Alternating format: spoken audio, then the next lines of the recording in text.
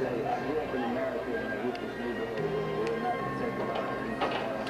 We grew up in ruthless environments. We grew up around murder. We see murder. We see other people die. I think we would probably carry it with yourself. Yeah, I probably would.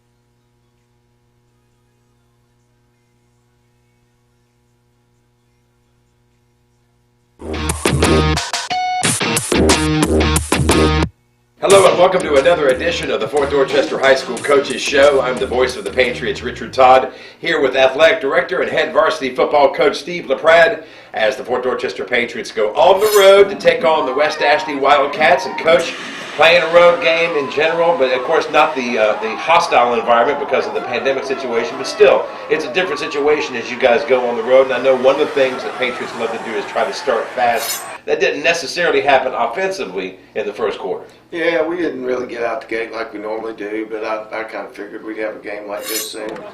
We've been getting out the gate so fast. But again, West Ashley's a good team. They can give up very few points all year long. So they got some good athletes, got good speed, good size on defense. So we knew we'd have a little time with them, and we kind of had to see how they played us. We gave some different looks, and once we kind of saw what they were going to do, we settled in and kind of got on our game plan. A little bit of a game of field position, and something that the Patriots did this week, they did not do at all last week, was some punts in the first quarter. But I know that's a thing that the Patriots program has been really focused on over the years, is field position and making those short fields, which you would have in the first quarter continuously. You just couldn't poke it in until the Dwayne Wright train started taking off and the offensive line started making some holes. Yeah, I mean, people really take we spend a lot of time on specialties, and people really take that away. They're not going to kick the ball to Keith.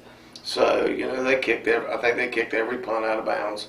The kickoffs were very short, and but we got five guys back there. If you kick it to them, they take it to the house. So I'm fine with that. But we didn't really get the great field position. We started 35, 40 about every time, which is good. I mean, Lord, you start outside 30, it's good. So I thought we did good. Like I said, we work a lot on specialty teams, and they kind of took that away, which was smart game planning on their part. But we got rolling.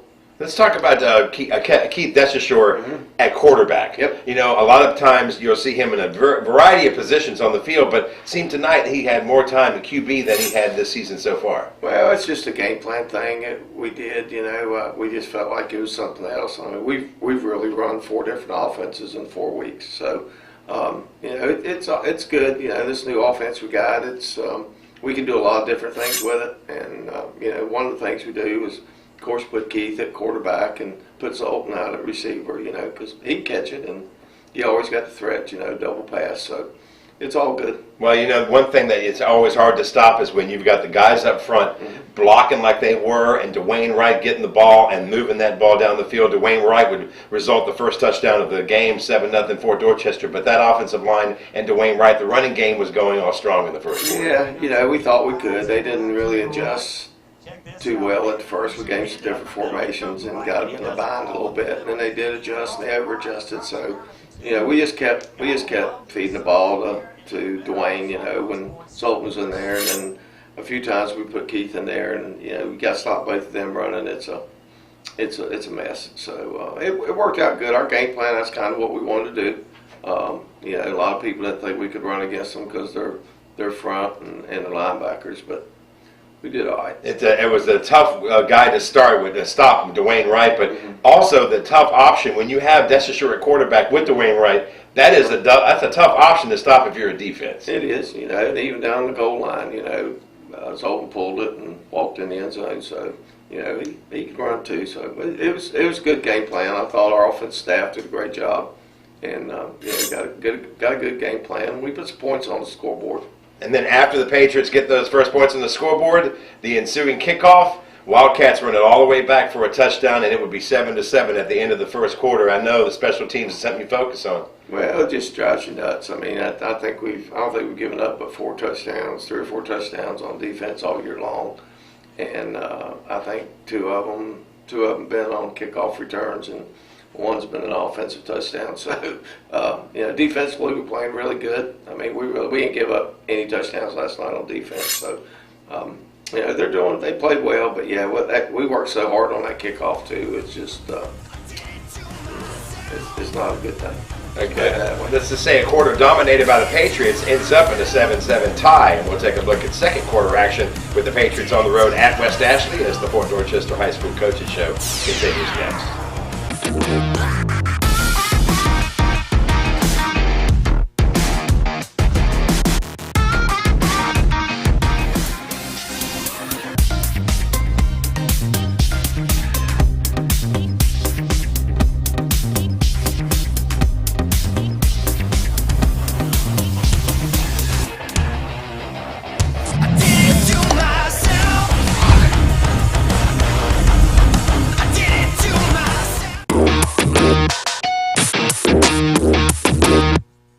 welcome to another edition of the Fort Dorchester High School Coaches Show. I'm the voice of the Patriots, Richard Todd, here with Athletic Director and Head Varsity Football Coach Steve LaPrade as the Fort Dorchester Patriots go on the road to take on the West Ashley Wildcats. And Coach, playing a road game in general, but of course not the hostile environment because of the pandemic situation, but still, it's a different situation as you guys go on the road. And I know one of the things that Patriots love to do is try to start fast. That didn't necessarily happen offensively in the first quarter. Yeah, we didn't really get out the gate like we normally do, but I kind of figured we'd have a game like this soon.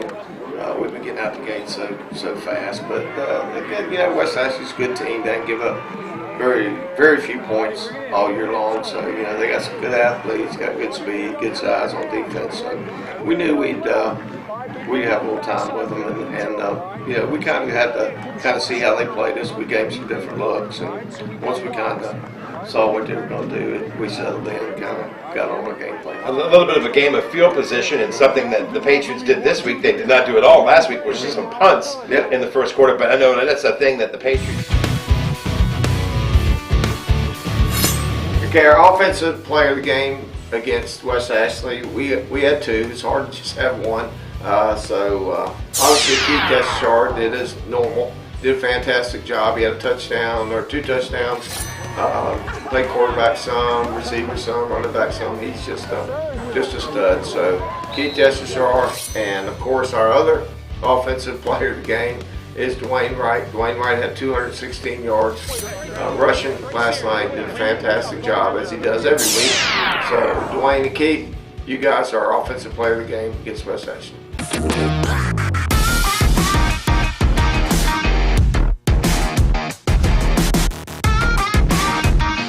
Tomorrow, it can only be better with Wendy's breakfast. A tomorrow that says bacon, not bacant. Where fresh eggs reign like opportunity. Goodness is spread. And the Frosty is Chino'd. And right now, tomorrow brings even more. Like a honey butter chicken biscuit for just $1.99. No matter what, tomorrow's looking good. Tomorrow also available today.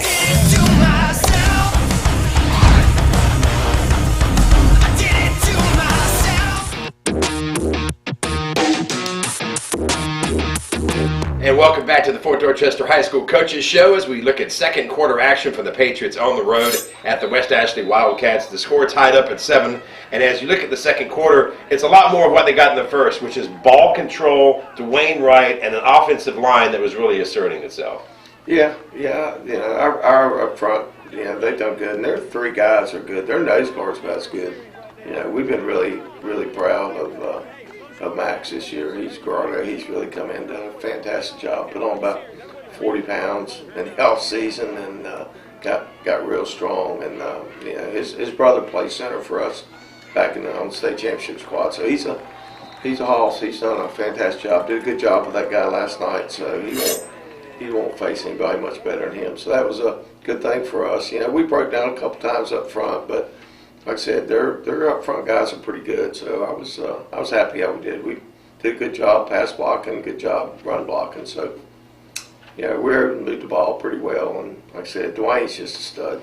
Dwayne seems like a man among boys. I mean, you just keep feeding him, and it seems like he could break almost any run, and he had a long run there in the second quarter, but he just seems that he's got the capability every time he touches the ball of doing something special with it. He's just so physical. I mean, he hurts you. I mean, when you try to tackle him, he gives you a bigger leg than you give him. I can tell you that much. So, and he enjoys that. He doesn't.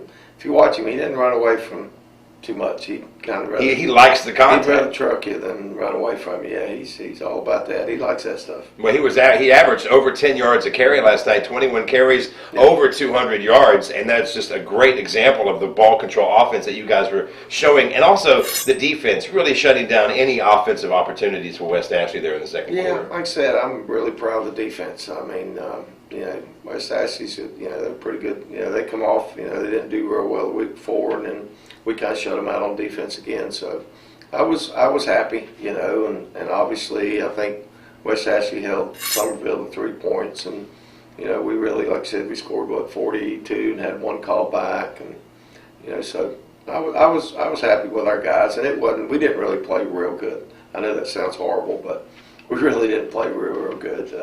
But I was expecting one of these games, so hopefully we saved it for next week. Well, you get into that second quarter, and then you see Zoltan Osborne with a beautiful pass downfield for a touchdown, just reminding the options that you have on offense with Dessa Short, with Dwayne Wright, and then Zoltan can always go deep as well. Well, they just getting behind. It's a numbers game, and if you can't. It's hard to stop Dwayne with 6 or 7 in the box, and then load the box. Lighten the back, and obviously Zoltan could put it on money, so we got the guys can get behind you, or we can throw a 5-yard pass, take it to the house. So it's a good offense. Guys are buying in, getting a little bit better every week. So we're excited about our offense and our defense. Really, we just got to get a little bit better on specialties. Our specialties kind of hurt us. I was going to say that the Patriot recipe over the years has been an explosive offense that can score in a variety of ways, and a defense that really keeps the other team, from scoring. And we mentioned that the two touchdowns that the Wildcats would score last night were neither one offensive touchdown. That's right. So I've been pleased so far. And we get best things. We're getting a little bit better. I kind of said about this time, we need to start hitting our stride now. And we played our ones, through the third quarter, which I'm going to from now on, because we got to start getting ready for playoffs. And that was a good thing. Winning last night, at least we're in the playoffs. We got the region championship on the line next week, but and then #1 seed in the playoffs. But it's good. We got all the pressure off by getting in the playoffs. Now we just gotta hopefully have a good game next week. Well, the defense doing a strong job. The offense putting a couple more scores on the board in the second quarter. 21-7, Fort Dorchester over West Ashley at halftime. Second half highlights are coming up as the Fort Dorchester High School Coaches Show continues next.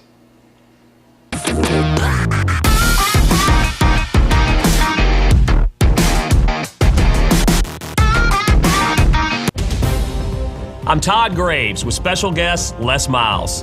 Fans seem to have a set of game day traditions they really love. And one tradition I really love is the one love of Raising Cane's. The delicious taste of those fresh, never frozen chicken fingers, along with that amazing cane sauce, lemonade, and sweet tea. Wow, I think that covers every game day tradition out there. You didn't mention my sweet dance moves. That's a whole other show. Raising Cane's, one love.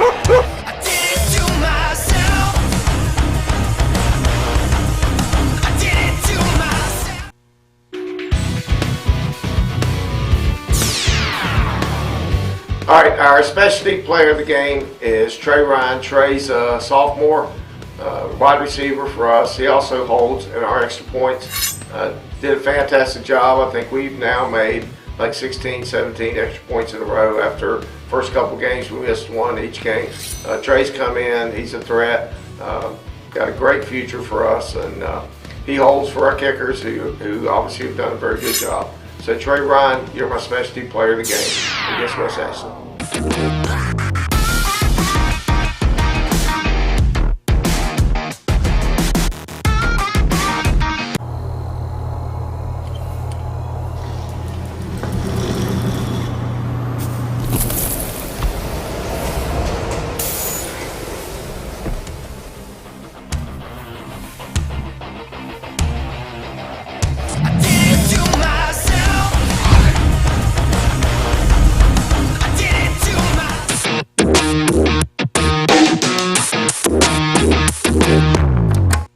Welcome back to the Fort Dorchester High School Coaches Show. The Patriots lead the West Ashley Wildcats 21-7 at halftime as we go into some third quarter highlights. Coach, what's your message to the team? Defense looking strong, not giving up any offensive opportunities. Offense looking like they have a multitude of ways of scoring. I imagine you probably had a message for special teams as well, but what was the message to the team as a whole as you began the second half? Well, it's 21-7, and we just had to take control of the game. They get a score and it's 21-14, you're in dogfight. So we didn't want to do that. We had to kick off to them, and obviously they had run one kickoff back. So I took the win, trying to get in the end zone third quarter. I kind of figured if we'd score 2 or 3 times, hopefully we get a couple scores in third quarter and put the game away. So it worked out. It's nice when a plan works, I guess, what the A-team said. You're a genius when it works. Yeah, an idiot when it doesn't. So. But it went good, but they came out and, it got a little hot and bothered there at the end of the first half, so we had to calm our kids down and play because, and they did. They reacted. Same thing with me. I told them the officials had a kind of rough game, so I told them, I said, hey, I got to quit all the officials because obviously it's not going to get any better. So, and I said, you guys got to cool down and play, and so we did. Everybody did a good job. I thought we had a good second half. We kind of played like we normally do second half. How much at halftime is it about making halftime adjustments, or is it about refocusing on the things that you have in the game plan that you started the game with? It just depends on what's going on. I mean, sometimes the halftime adjustments makes a difference in winning and losing. A lot of times it's getting them calmed down. You know, we're still not where we need to be. Our kids don't know to get off their feet, drink a Gatorade, and sit down and relax a little bit. And then we have our meetings, our coaches meet, and you know, we have a sequence of events we do, and our coaches do a fantastic job. I got a really good staff. They do a good job, you know, and our support staff, you know, got stuff there. I mean, it's drinks and all for the kids and all. It's all good. Well, there's nothing like turning around and giving the ball to Dwayne Wright. And let's talk about the guys up front, because they don't get enough recognition. The offensive line and the hard work they do in the trenches, really making the holes, and Dwayne Wright and the running game really taking over in the third quarter. That's right. You know, we put extra O linemen in. We had 6 linemen in at times in the second half. We had a formation with 6 offensive linemen, so they had some big holes. And Dwayne, you know, you give him a little crease, he'll take it. So like I said, I thought the offensive staff did a great job, had a great game plan. You know, because West Ashley's got a good defense now.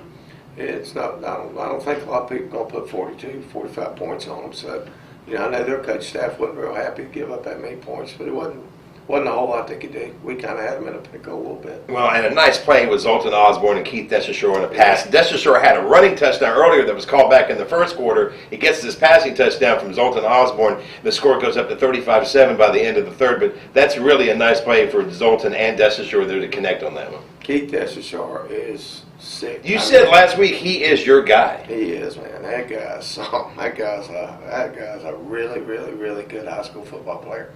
People don't know. Well, people who play know, because they know. You know, he's a mess. I mean, he's just hard to get on the ground.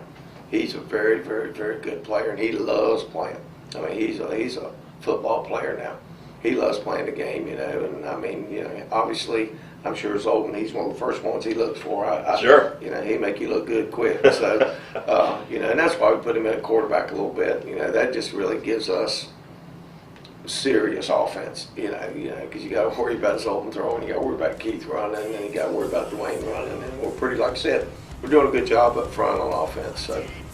Both sides of the ball were looking very strong at the end of the third quarter. It was 35-7 lead for the Patriots over the Wildcats. We'll take a look at the fourth quarter and a preview of the upcoming game against Summerville as the Fort Dorchester High School Coaches Show continues next.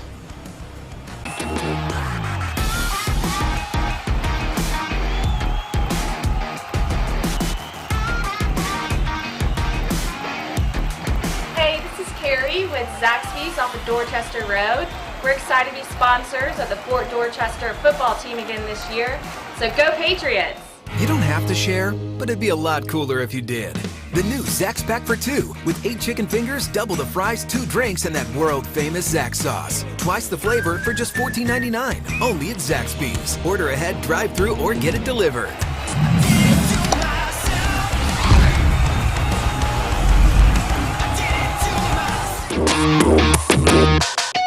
And welcome back to the Fort Dorchester High School Coaches Show as your Patriots lead 35-7 on the road at the West Ashley Wildcats, and we go into fourth quarter action. And the first thing we got to talk about, Coach, is the fact that the defense just did not allow an offensive touchdown the whole game. West Ashley moved the ball maybe between the 20s, but they really didn't have a lot of scoring threats. The defense really coming to its own right now. Well, that makes me happy because obviously we put a bunch of subs in fourth quarter, and they still didn't let them in. And they made, you know, they got down there kind of close at the end, and our guys kind of stiffened up. That makes me really happy because those guys work hard, you know, and there's more, you know, you talk about Keith, and you talk about Zoltan and OJ and all, but, you know, there's so many, you know, guys that make this thing work, you know. Lord, Jalen Best has had best year, and then you got big old McKelvey and OJ, and, you know, Davion Joyner hadn't even played in 3 weeks. He'll be back next week, so that's, you know, Davion's probably as good a receiver as we have,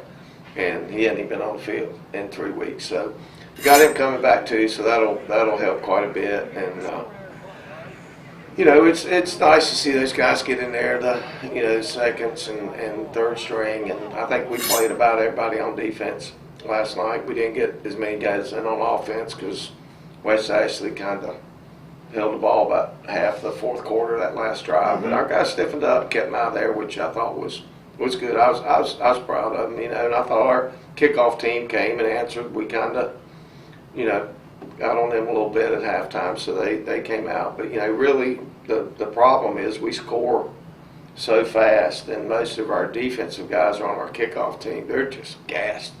So we got to do some things. We got to make some adjustments there. We just score so many points and kick the ball off so many times. They're just tired. How motivated does that second and third string unit get when they get into the game? You mentioned earlier in the show that the starters you kept in for basically the first 3 quarters getting ready for the playoffs, thinking about the postseason. But then they come in, they want to preserve the shutout on defense. They want to get in there, and they're as hungry, if not hungrier, than the starters when they get in, and that speaks volumes for the preparation the week leading up to the game. Well, they do. I mean, we have chicken sandwich Monday. Okay, we set goals every week, and they have to score X amount of points in different categories. And of course, one of the big categories is how many points and how many yards our offense has, and how many points our defense gives up. And goose egg is a bunch of points, so they all like that free chicken sandwich. That's their favorite flavor. Free. Yeah, it is good. So I'm sure our twos were thinking about that. And the ones were too, so I think they kind of got in there and bowed their neck and didn't let them in the end zone. I was proud of them. Well, the Patriots put the ball in the end zone one more time for a 42-7 lead, and that looks like that's going to be the final score. And then right at the very end, Aaron Wellborn in at backup quarterback and a pick six, really basically to end the game. I know you probably weren't happy about that ending. No, I just. How do you get the pass that so late in the game? Well, we really didn't call a play. We were done for the night, but what can you say? Enthusiasm.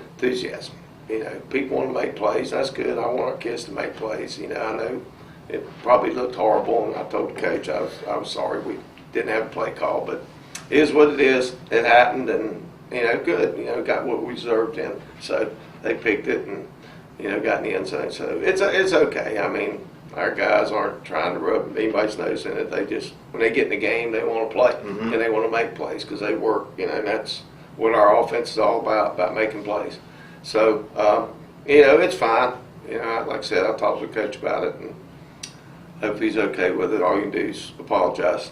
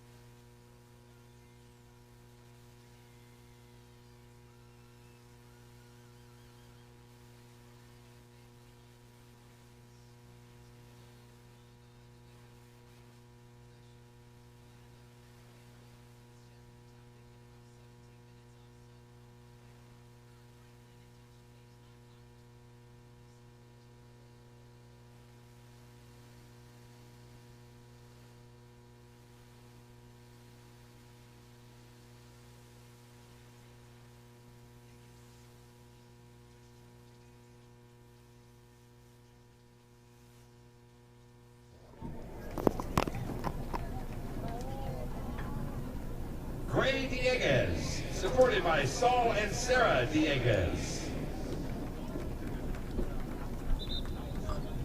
Maya Faley, supported by Rodney and Grace Faley. I don't either.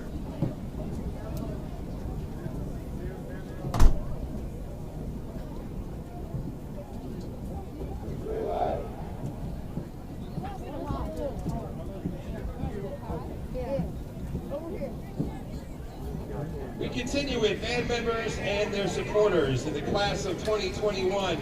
Sincere Farmer, supported by Shanika and Charnice Farmer.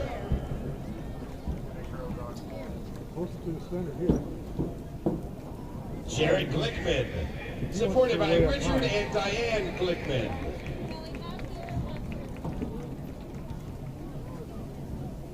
Trinity Griffin, supported by Maurice and Faith Griffin.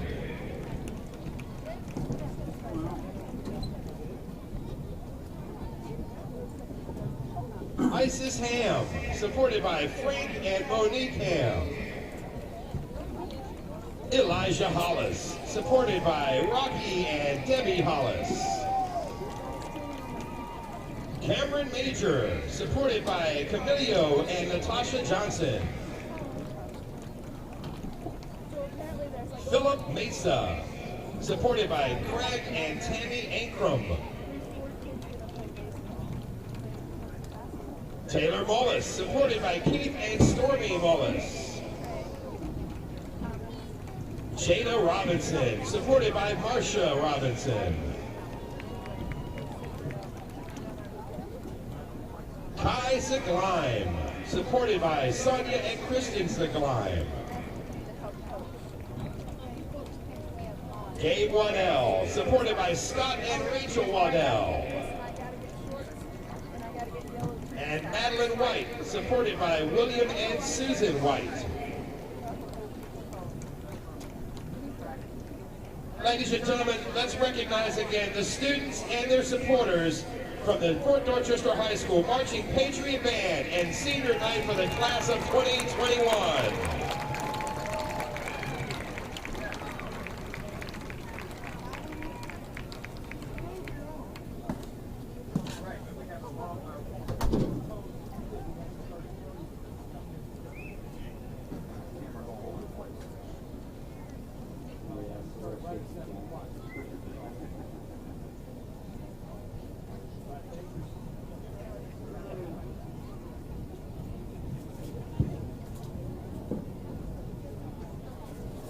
Up next, we would like to recognize the players and their supporters from the Fort Dorchester football team, seniors in the class of 2021. Number 1, Jalen Levine, supported by Carl and Mary Levine. Number 4, Jalen Best, supported by Tasha Simmons and Will Best. Number 5, Keith Desashore Jr., supported by Janine Saxby and Keith Desashore Sr. Number 6, Aaron Wellborn Jr., supported by Aaron Sr. and Allison Wellborn. Number 9, Alec Chavis, supported by Alan and Robin Chavis. Number 10, O.J. Washington, supported by Tierre Gibbs and Omar Washington Sr. Number 11, Otis Mack Jr., supported by Otis Sr. and Tarnetta Mack. Number 13, Nicholas Mintz, supported by Stephen and Nikki Mintz. Number 20, Khalid Gatson Jr., supported by Khalid Sr. and Ann Gatson. Number 22, Justin McElveen, supported by Thomas and Holly McElveen.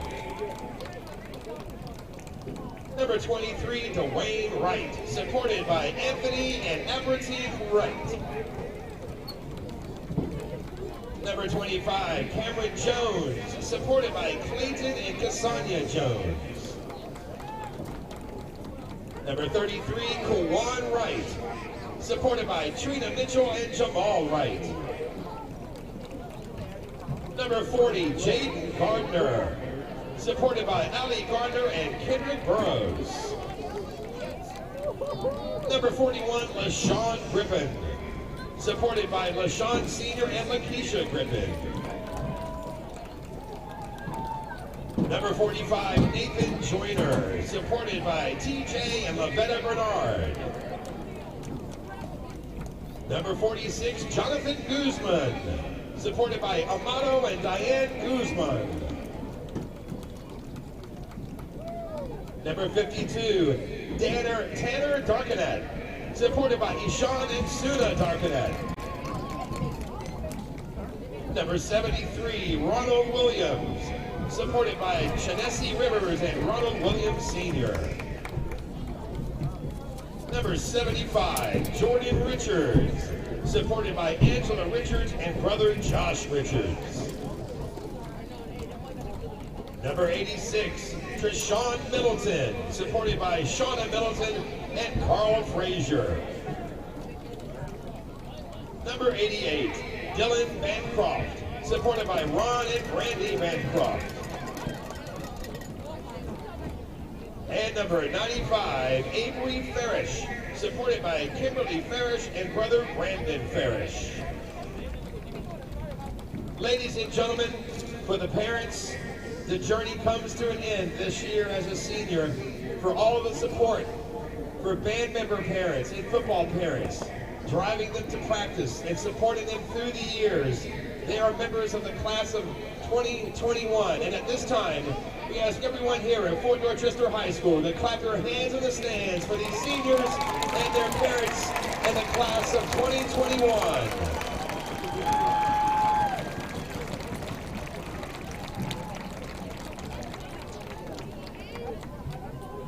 Next, our senior cheerleaders for the class of 2021. Sydney Drayton, supported by Nigel and Louise Drayton. Kirsten Edwards, supported by Jody Edwards. Ashlyn Granger, supported by Jimmy and Tanya Granger. Rosalind Hashley, supported by Chad and Rose Hashley. Megan Lessimore, supported by Ken Lessimore. And Jackson Talk, supported by Brian and Danita Talk.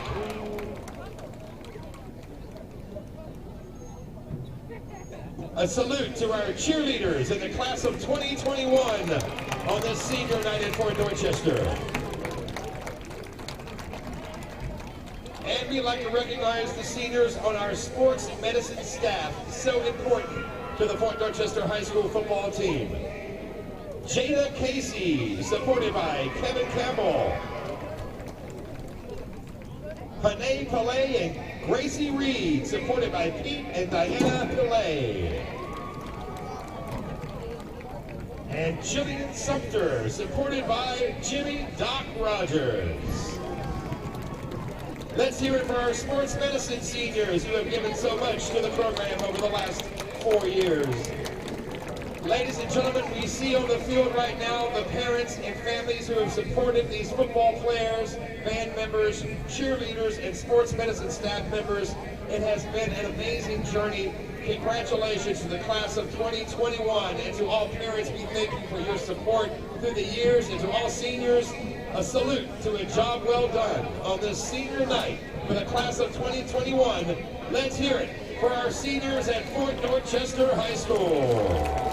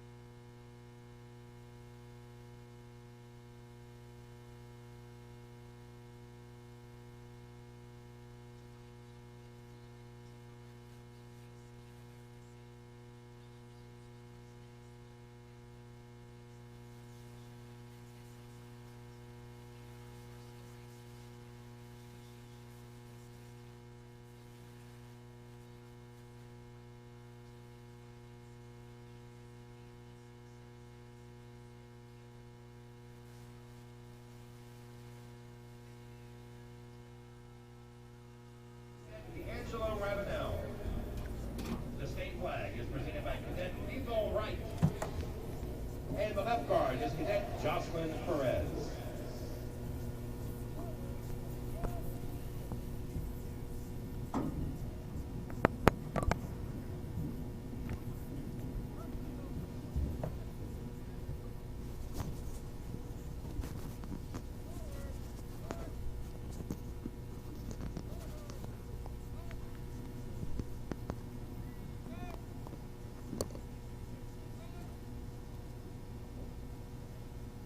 At this time, we would like to observe a special moment of silence as we have lost two very impactful Patriots recently to cancer.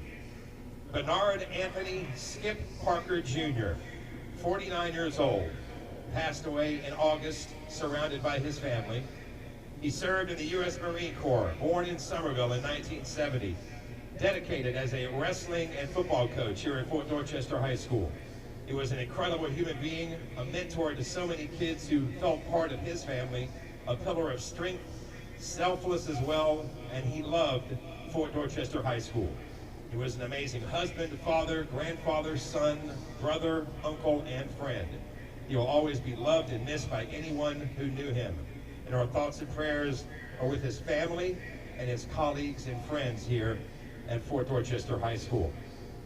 We also recently lost William Jeffrey Butch Barfield, following a fearless battle against metastatic esophageal cancer at the age of 56 years old. He was laid to rest this past Monday. A lifelong North Charleston resident and longtime public servant, he started his career with the city of North Charleston as a firefighter in 1983.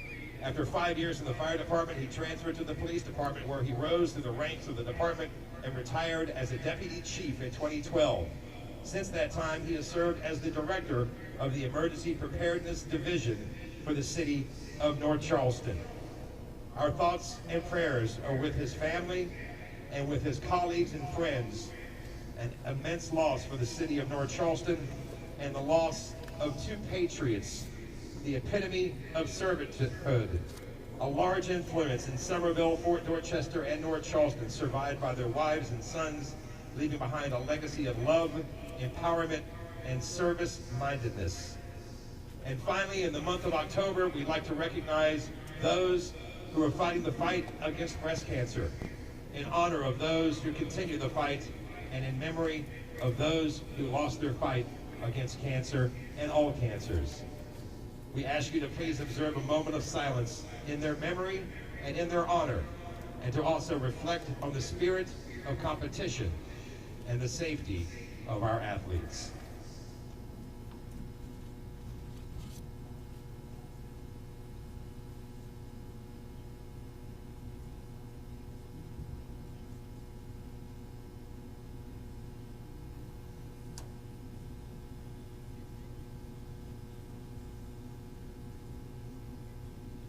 Thank you. And now, a special presentation of our national anthem to perform it live here at Bagwell Stadium for this senior night. We welcome Kiana Parler.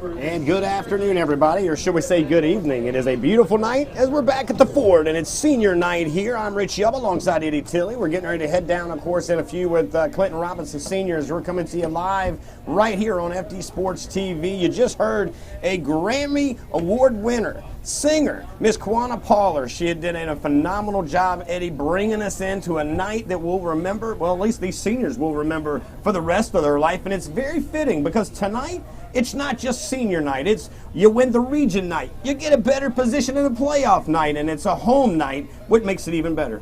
Yeah, it's a huge night tonight for the Patriots. We're looking forward to tonight's game. A lot hinges on this game, and the final score of this game is going to help shape a lot of the brackets around the low country. And right now, we're going to turn our attention to the Jumbotron, and we got the boys coming in on the buses.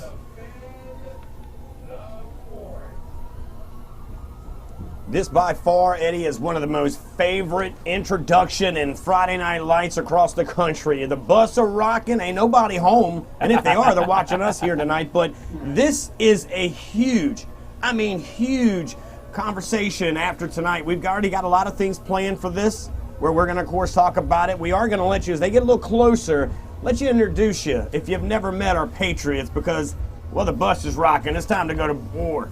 The bus is rocking. I'm going to tell you what, Coach LaPrade is on one of those buses right there, and it always cracks me up when they roll up, that bus is rocking, that door opens up. Coach LaPrade pretty much just catapults right on out of the steps and onto the field. And these guys are jacked up. They're excited. Richie, we were down there watching them warm up. The intensity on their faces, they are ready for this game. This is a big game. They know it's a big game, and they're ready to come out here tonight and make a statement.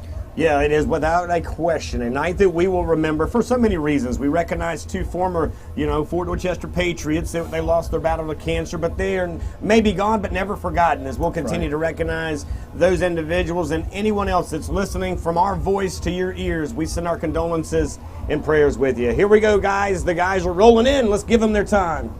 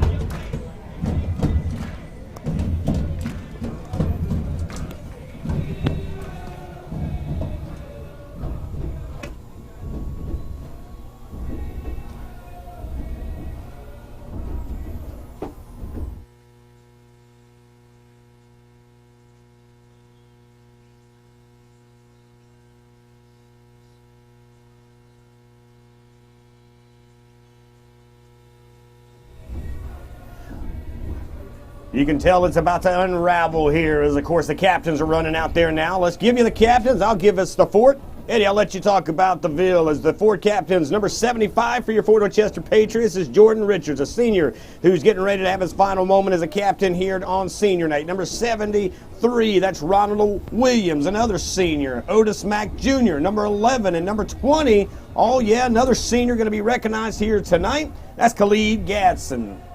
Yeah, and over here on the Summerville side, we got Carnell Jones. He's a sophomore, 6'3", 275 pounds. He's got another year left over there at the Greenwave. And then number 40, Nick Chambers, linebacker, senior, 6 foot, 215 pounds. Then number 53, Jackson Campo. This was a guy from the offensive line. He's another senior, 6'2", 265. And then last but not least, we got number 56, DeAndre Jones, defensive lineman. He now is a sophomore, 6'1", 240 pounds. That is your Greenwave captains for the night.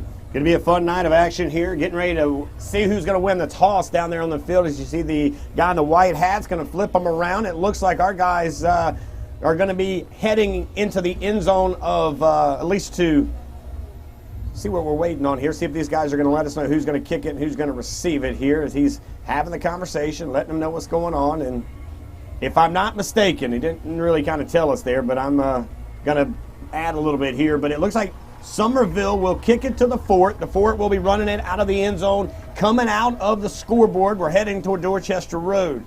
Flip-flop it if you're Summerville. You can figure that part out, as there across the way is the wave.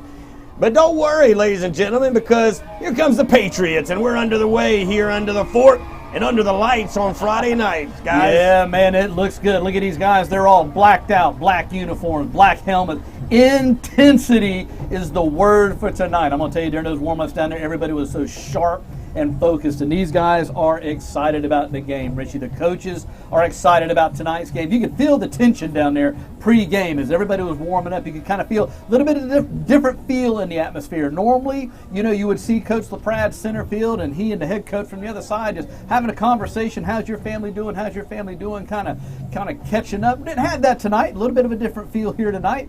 But Fort Dorchester is ready to make a statement here against the Summerville Greenwave tonight, Richie. We're excited about tonight. Good week of practice. I was able to make Monday, Tuesday, Wednesday. You hooked up on Thursday. Our guys on the JV and the B team fell a little short on the road over at the Ville last night, but no worries. Tonight's the night. This is what it's all about. It's a stepping stone, and tonight is where you want to step your final steps here. As here comes the Summerville Greenwave.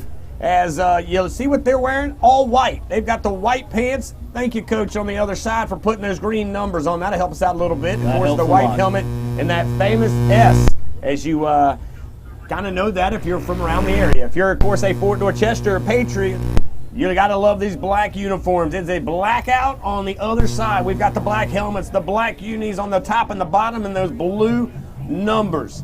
Let's check out who is now, of course, going to be on the receiving side. Jalen Best is hanging out back there, ready to do some things. And if I'm not mistaken, and I may be corrected here, I'm trying to see the numbers. I kind of gave us a little credit there with the numbers on the one side, but we do have Dorchester back there. Here comes the kick from the Ville. Jalen Levine on the other side. And this one's going to go back into the end zone. A good kick for Summerville, and a tough hit there to start it off here. We'll get the ball on the 20-yard line. Like I mentioned here, guys, we're going to be heading from the end zone from Dorchester Road, running it all the way to the scoreboard tonight. Yeah, I tell you, Richie, the guys look really sharp tonight. We're hearing a little bit of reports from the sidelines from Keisha, and we'll hear from those guys a little bit later on. We'll just talk about it again. There's just a lot of intensity on the sideline tonight. Everybody's ready to roll, and we're excited to see this first series because last week, Richie, we watched the first couple of series, first couple of series against West Ashley last week. So let's see what kind of adjustments the Fort's made for tonight. Set it up here, coming at the 20. It is going to be Dorchester moving left to right, the shotgun formation, and they're going to keep it. It's their running back, the quarterback, keeper there at the 21. He might have got one. Not sure if that was a misunderstanding. If you on the backfield, there is again the first play. A lot of heat, a lot of rivalry in this one here. This is one of those ones that you always know two things are going to happen in October if you're from this area. Number one, usually the fair comes to town, and you're guaranteed to see Summerville and the Fort squaring away for a region title, and it's the same here as they break the huddle. Here, two receivers to the left, one to the right.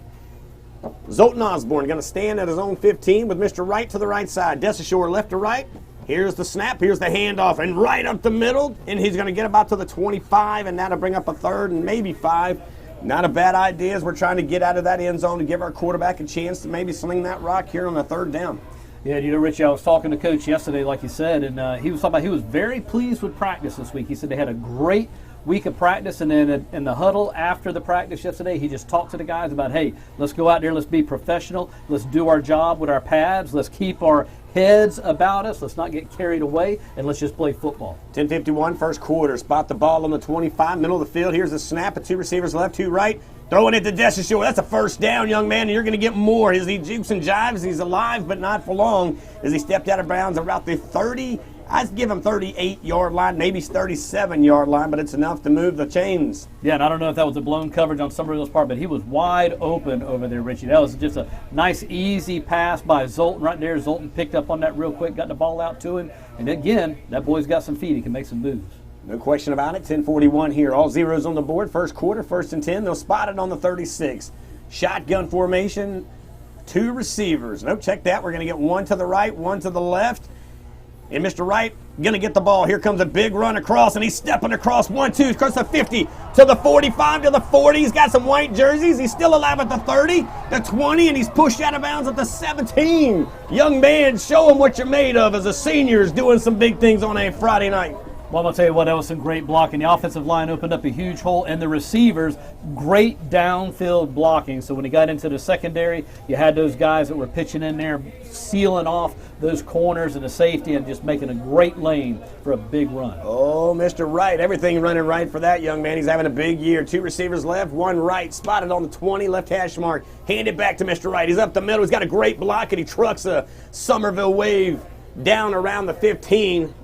Ran over Nick Chambers there about the 15-yard line. That'll bring up should be 2nd down and about 5 on the 15. Well, I'm going to tell you what, number 73, Ronald Williams, senior, 6'1", 234, just blew off of the line right there. Took his man about 3 yards back and just laid him right on his back. So the offensive line is firing off that ball, coming off low, coming off hard, opening up some holes. Got to watch for number 8 on the other side, Mr. Jones. He's a big fella for the Ville. Here's a handoff again, 23 up the gut. That's a 1st down, and he's getting to the 10, 5, possibly the 5. I think they'll give him the 1st down at the 7-yard line. Move those chains, 1st and goal on the left side of the hash marks. 9:47 in the 1st quarter, and again, we haven't thrown it. We're running it. Keep that clock moving. As again, great game plan here by our offensive coordinator. That is Mr. LaPrade. Here's the snap. Hand it, why not, to the middle, and he's going to get a few, not much, but he's enough to get to the 5 and a pick up a 2. That'll bring up a 2nd down and 5 from the 5. Yeah, it's good penetration that time by Summerville. Number 10, who was in on a tackle earlier, that's Xavier Mitchell-Brown. He did a good job of getting there back in the backfield, kind of doing a little bit of a disruption. But that's just one play. The offense right now is looking really good, really composed, really sharp. Great blocking, great coming off the ball.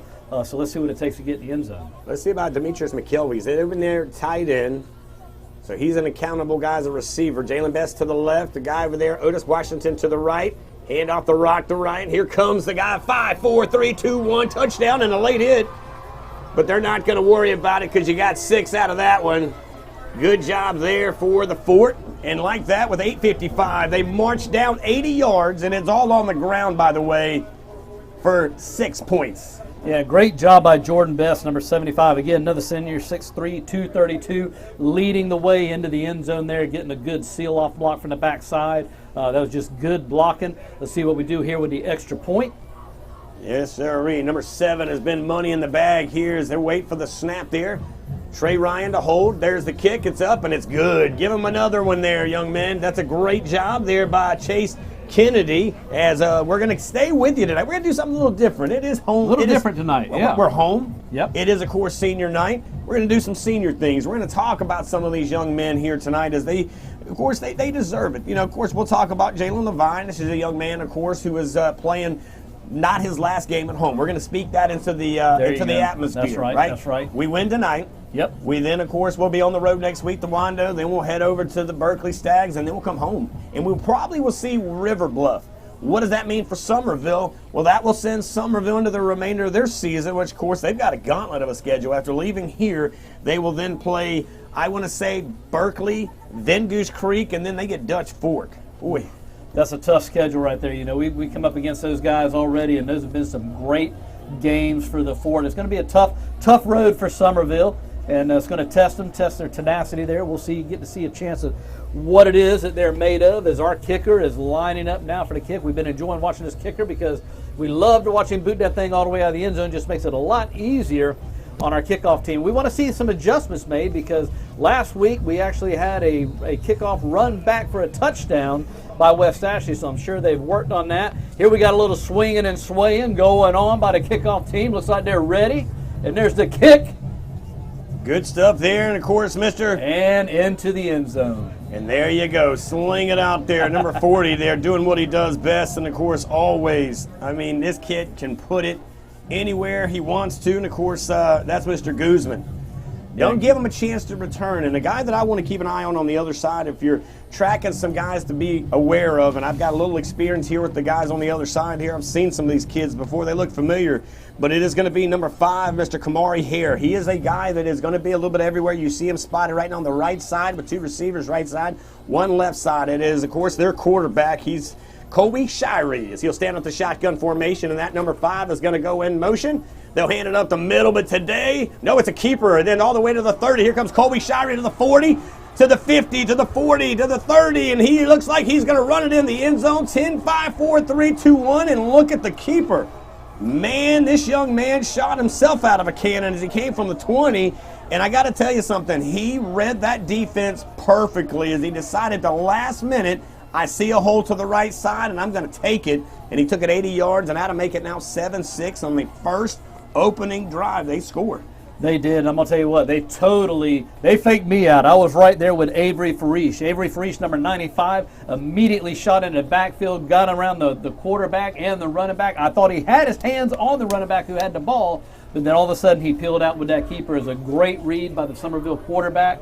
It's going to make the game a little bit interesting, but hey, the offense gets a chance to get right back out there, march down the field, eat up some clock, and get some more points on the board. Well, they put some points on the board again. That, of course, now will make it a 7-7 game, 8:42 remaining here in the first quarter.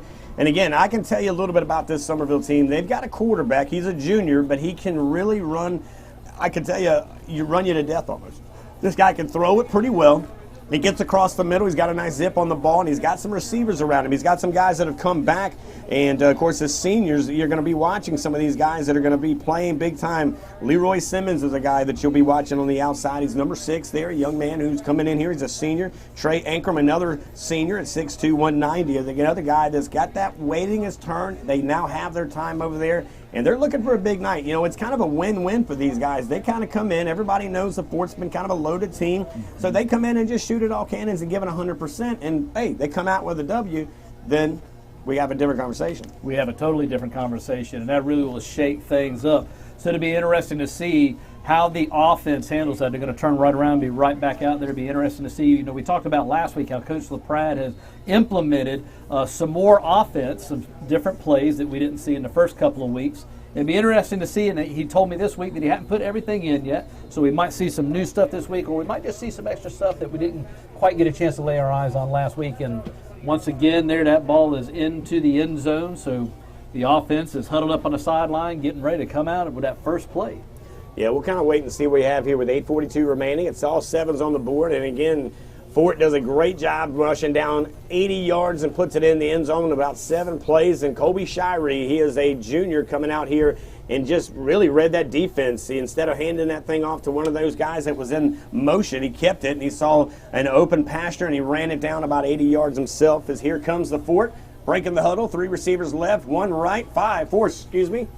There's a pass out there to O.J. Washington. He'll catch it at the 30 and step out of bounds close to the first down, and it's going to be just short. Depends on where they spot the ball here. Not a bad move. That's our first pass of the night and a completion all in one there. Of course, seeing what you're given and isolating him on that visitor side, he is our best receiver. Comes in here tonight, by the way, if you're looking at his numbers, 13 catches, 346 yards, and he's got 4 TDs on the season. That is indeed impressive. Like you say, Richard, we've that whole run series in the first series. Now you really open yourself up for the pass. Let's see what we got this time. Shotgun formation. We got 2 receivers left, 1 right. Throws it back to the right side. A great block, and he's going to get a first down. Well, he had the first down on that run, but he able to get 5, I believe, out of that one. So they did move the chains, Eddie, on that last possession. So now it looks like it should come up about 2nd and 5 with the ball around the 36-yard line. Yeah, that was a great job on that tackle, getting out there, helping out with that block.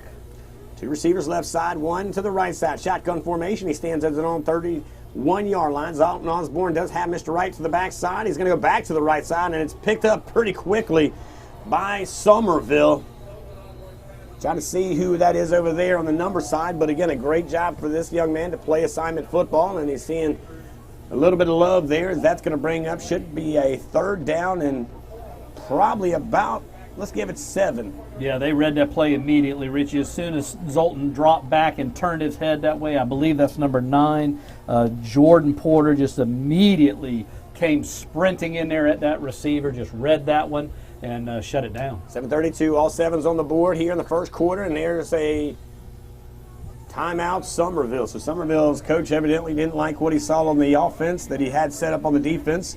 And again, you start to kind of look at the momentum here. And this is kind of the interesting story. And if my numbers are accurate, of course, Ian Rafferty is the new head coach over at Summerville. And he's only the, 3rd head coach in so many years, because you have the legendary coach over there, Coach John McKissick. He is the one of the most wins of all coaches in the business. Then it was Joe Call. His grandson took over the team. He did some great things over there. And then they brought home another former Summerville Greenwave. Now, Ian Rafferty, the twist of that is he spent about 14 years over here, and he's won some things, done some things, and had a lot of great talent and a lot of great things and stories here. So it was kind of it had to be weird for him, and of course his mom's in attendance, and he's got a lot of those Greenwave over there that of course I would imagine you see it. And of course Coach Sharpie, one of their offensive coordinators, or definitely the young man that works on the quarterback, he also was over here for a long time. So we'll talk some about that possibly throughout the night. It's at 7:29. It is 3rd and 7. The ball spotted on the right hash mark at the 34. We're running towards the scoreboard. Fort with the ball here. 2 receivers to the right and the left side. Zoltan in the quarterback. He stands in the shotgun, and they're going to sling this one, and then not even in the arm's reach there was intended to Dorchester, and that could possibly be a punt formation coming out, and it is. Here comes the punt team, and that's an unusual thing. We haven't seen much of that.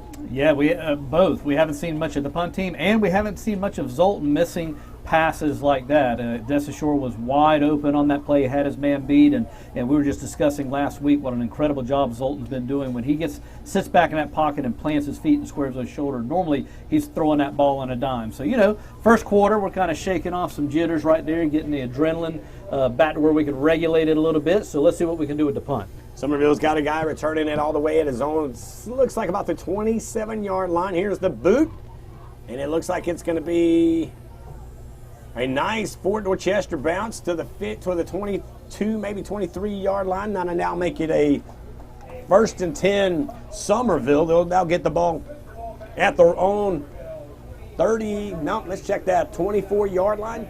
So a nice little opportunity now for our defense to regroup a little bit. Now let's also highlight, that's the first touchdown we've given up in 2 games.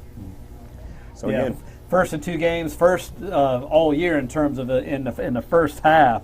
I mean, it is just the defense. We got some reports from the sidelines. The defense just incredibly upset, obviously, over that big play that was broke on them. So we'll see what happens this time. We had a good blitz, a good stunt coming in off the outside edge on that last play, and obviously kind of a little bit of a blown assignment there. So it'll be interesting to see what the defense can do here. A little bit of.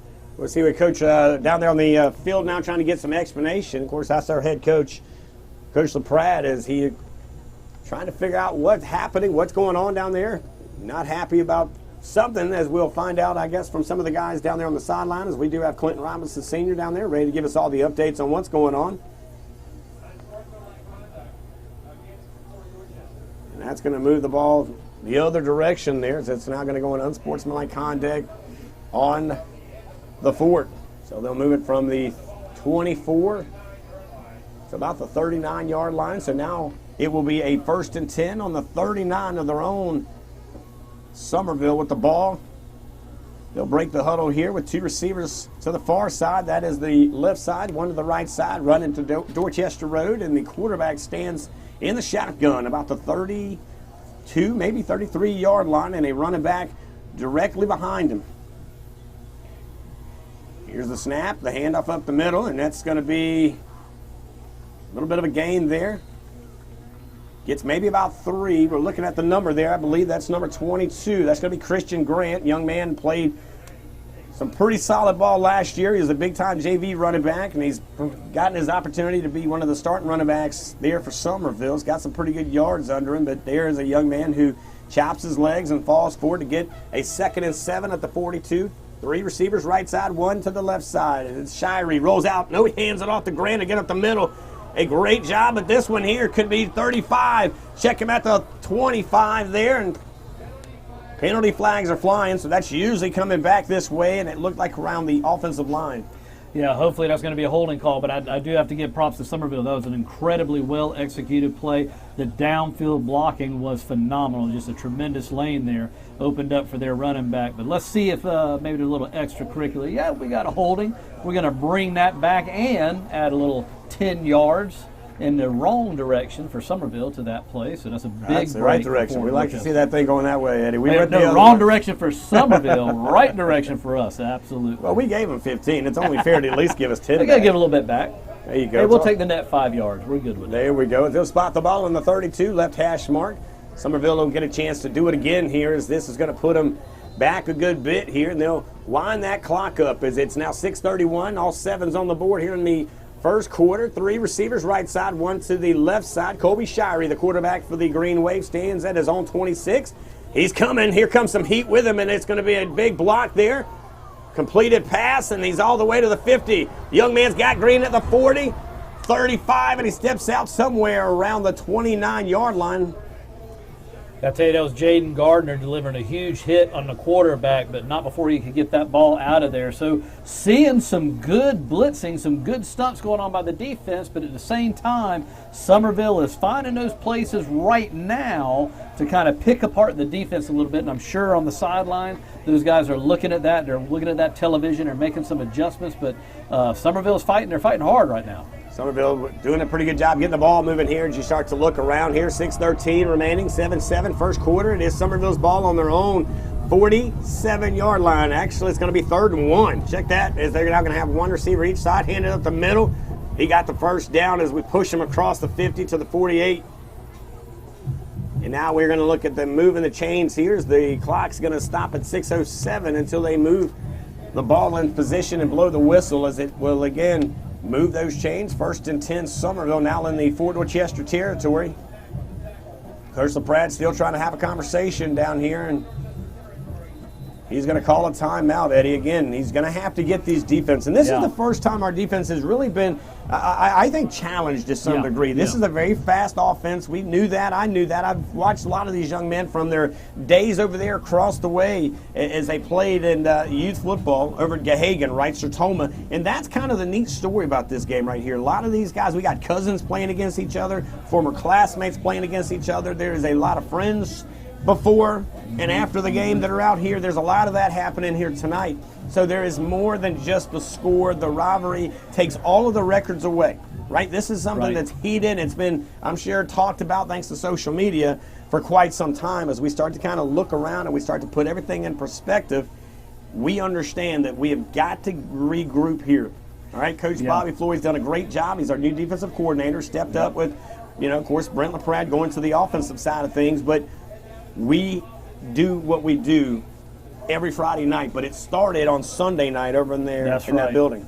And that's a good job on the coach calling a timeout there, because one of the enemies of a defense, especially a defense that's not used to being picked apart like this early on, is frustration. So you want to play with intensity, but frustration can cause you to make the mental mistakes. So good job of Coach LaPrade. Hey, let's calm our guys down. Let's say, hey, let's play our defense, play our game, and do what we know how to do. 1st and 10, spotted on the 49. They're just into the territory of the Fort Dorchester Patriots. That's another quarterback keeper up the middle, but not much there, as he may have lost a yard. Colby Shirey had Mr. Grant, the running back, in motion there, but he thought he maybe saw something, and that gap closed pretty quick there. Yeah, again, number 40, Jaden Gardner, just stepping up into that center gap right there, making that stop. Great job of him making that read as well. So already you can see right there, that's one of those plays that they've kind of picked us apart with a little bit. Defense had a moment to sort of catch their breath, get the frustration down, and now let's play some football. No doubt about it. 5:34. We're clocking the clock moves now with 2nd and 10 here on the 49-yard line. The snap.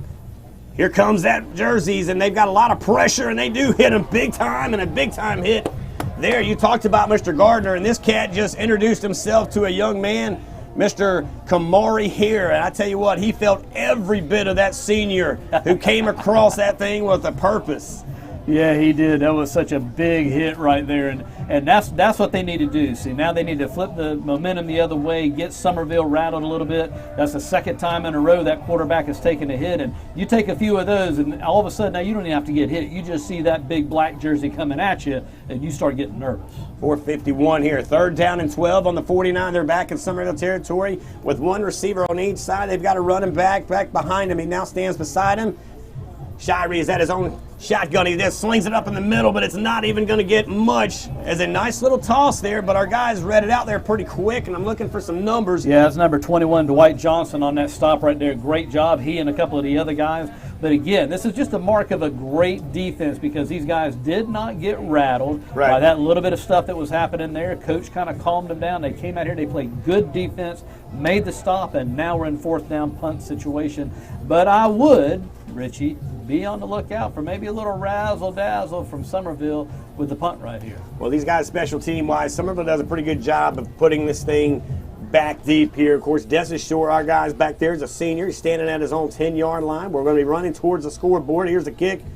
We let it happen here. Let's see what happens if he's able to maybe get away from it. Now it's going to take a good Summerville bounce, and they'll down it around, it looks like the 17-yard line. So let's try it again here. And again, Zoltan, and again, we found out one thing. He's human.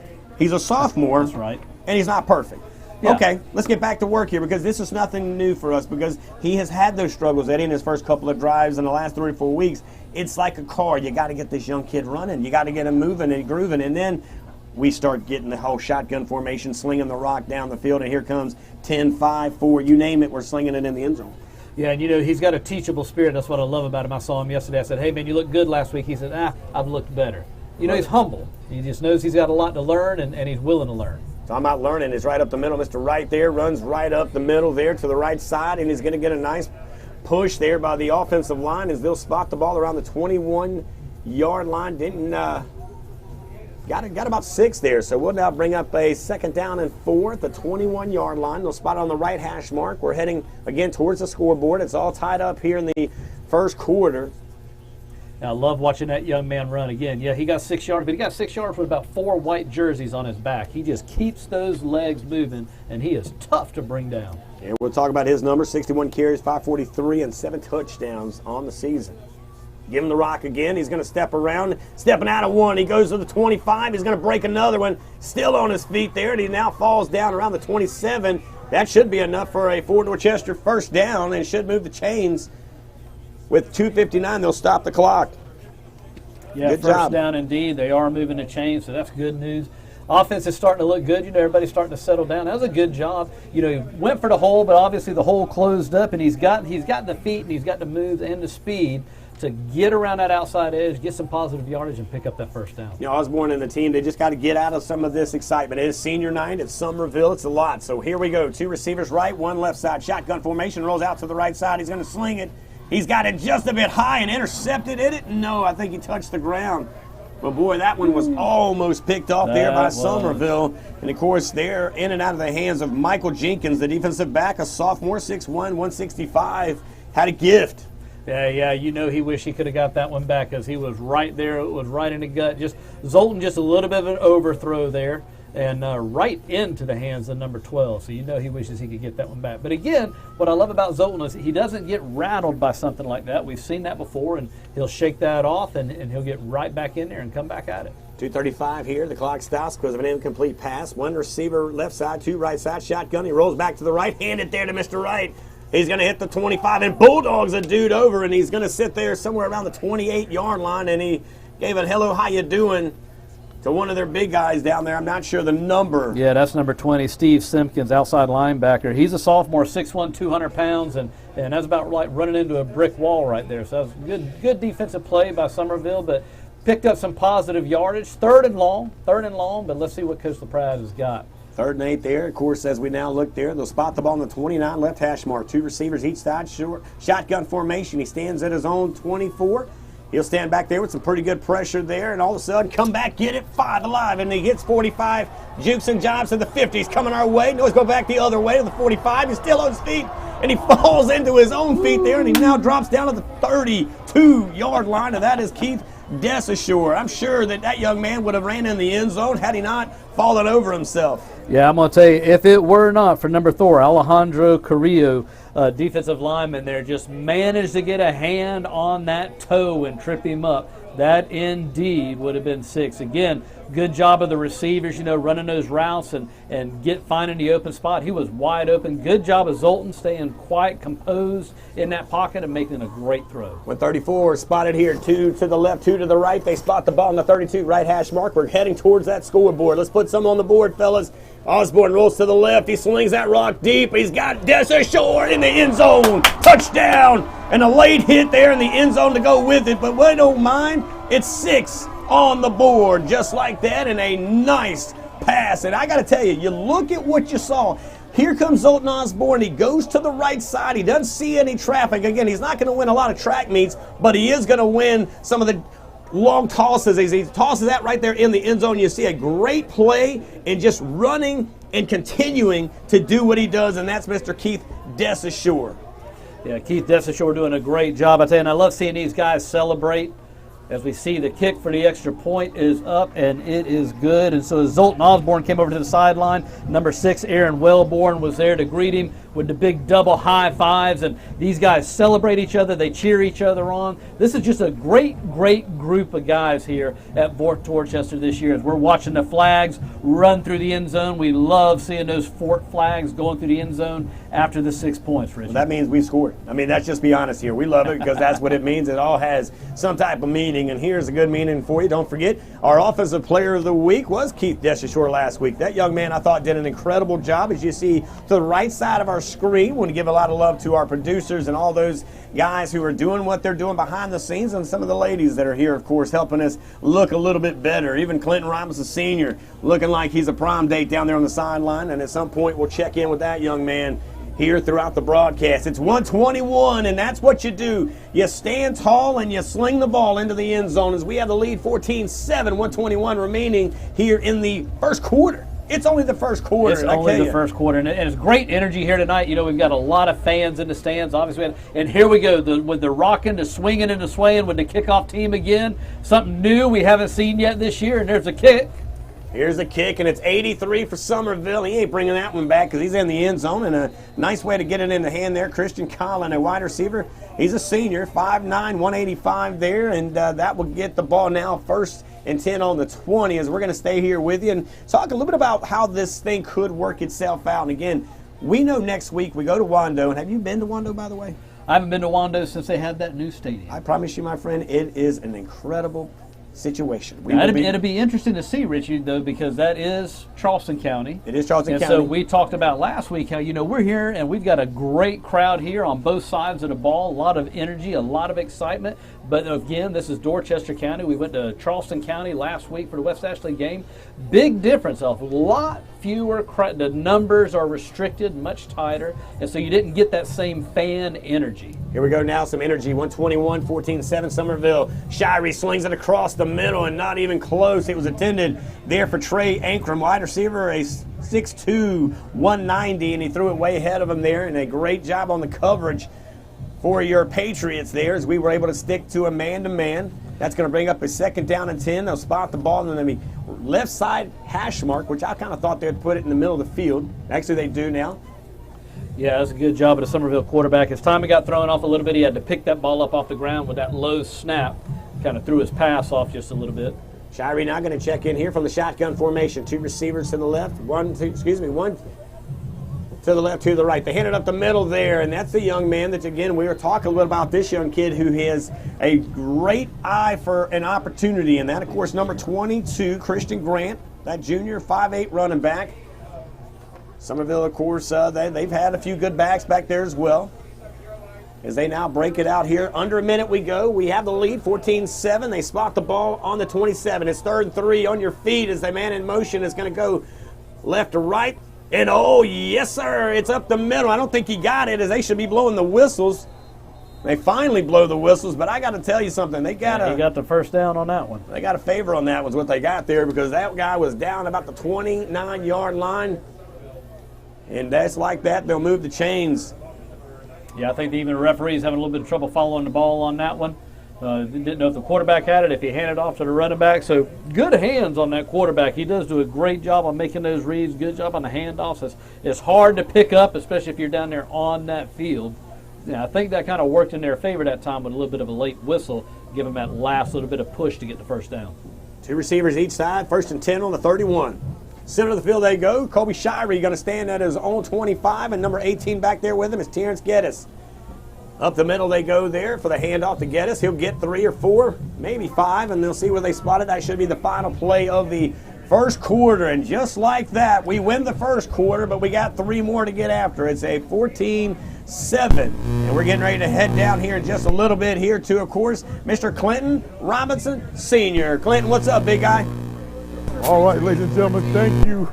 FD Sports TV commentator on the sideline. Right now, this game is pretty intense. Fort Dorchester trying to get their stuff together. And while we're waiting for that, Berkeley versus Cane Bay right now is 10-0. West Ashley and Wando 0-0. And we are awaiting other scores to come in, and we'll get them back to you as soon as possible. Thank you. All right, guys, so there you go. Of course, Clinton Robinson Sr. down on the sideline doing what he does best, giving us all the updates on what's happening there. And, of course, another great night here is kind of looking here at some of the exciting things here. You look down on the field, guess who that is? That is the 12U Fort Dorchester young man who, of course, getting a little love here. We've seen the 8s, we've seen the 10s, and that, my friends, is our future. That's the 12U guys. They could easily be next year on the B-team squad, so I hope our B-team coaches are sizing them up as they're running off the field with that Fort Dorchester flag. And don't you know those guys are excited, Richie, down there. They've got those Fort Dorchester jerseys on. They're loving it. They're watching some of their idols out here playing tonight. They get to go out there in the game, go out to the 50, wave the flags. That's, for a young man like that, that's just a dream right there. And it just really begins to stoke their vision for one day being on this field. How many times have you played some of your best football at a high school Friday night, not even on a field here, as we spot the ball in the second quarter? It is 12 on the clock, and it's about time to get it underway as they put it at the 35, 2nd and 6. Handoff to the right side, and number 18's on his feet. He comes in, and he meets a few guys, but he gets a first down. And, guys, we got to wrap him up around his legs. I've never seen anybody take a car out by knocking off their mirrors. You got to flatten those tires, fellas. You do, yeah. Our guys are wrapping up high, which is a little bit out of character for our defense. Just like our running back, their running back is getting 2-3 black jerseys on him, and he's keeping those legs moving. So you got to get down around those ankles, pull those ankles together, and I promise you that man's going down. Terrence Geddes there on the carry. A great job. The young man went around the corner and was on a mission to get a first down, and he did it. 1st and 10 on the 46. They're still in their own territory. Summerville marching towards the clock here with one receiver on each side. Quarterback formation shotgun. He hands it off to the running back there, and this young man uses some of that momentum to hit the line, and back in the hands that they go to Terrence Geddes. Another great run there by this young man. Again, using momentum, leaning forward, being ahead of your feet there as you get a nice positive gain if you're Summerville into Fort Dorchester territory around the 47. Should bring up about a 2nd down and 3 as they'll spot the ball and move the clock at 11:02. The Patriots with the lead here. 14-7. It's senior night here at the Fort. 3 receivers. Right side, 1 left side. Quarterback shotgun formation. He's going to roll back. He's got some heat, and he gets introduced to some of our big boys. And that's a big-time loss. Tell me, Eddie, who was back there making some havoc? Oh, Avery Farish back there immediately. Avery's been getting a lot of good penetration here tonight. He was back there. He was joined by Mr. DJ Washington. I mean, that was just a great job. Both those guys just shot through the gap immediately. Quarterback had no time to do anything with that ball. No read for a pass or anything. Good job by the Fort Dorchester D. 10-24, 3rd and 12 on the 44. They go back in their own territory. We push them back, way back here for a 44-yard line to the right hash mark. 2 receivers are going to go on each side as they'll have a running back standing to the right side. I believe it's Mr. Grant. Colby Shirey going to stand at his own 38-yard line with the snap.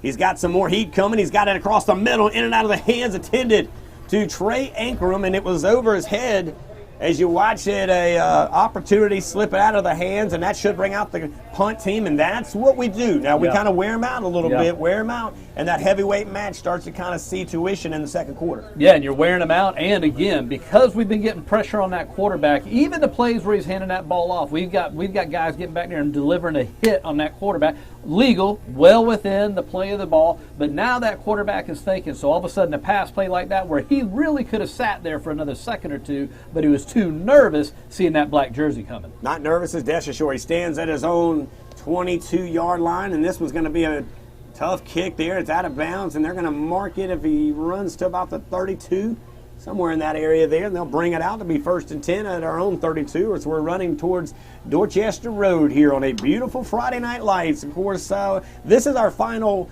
game of the regular season here in the stadium. We're looking forward to taking care of this one, and that will bring us home for round 1. River Bluff is kind of on the menu. It's not a set menu. It's one of those ones that's tentative.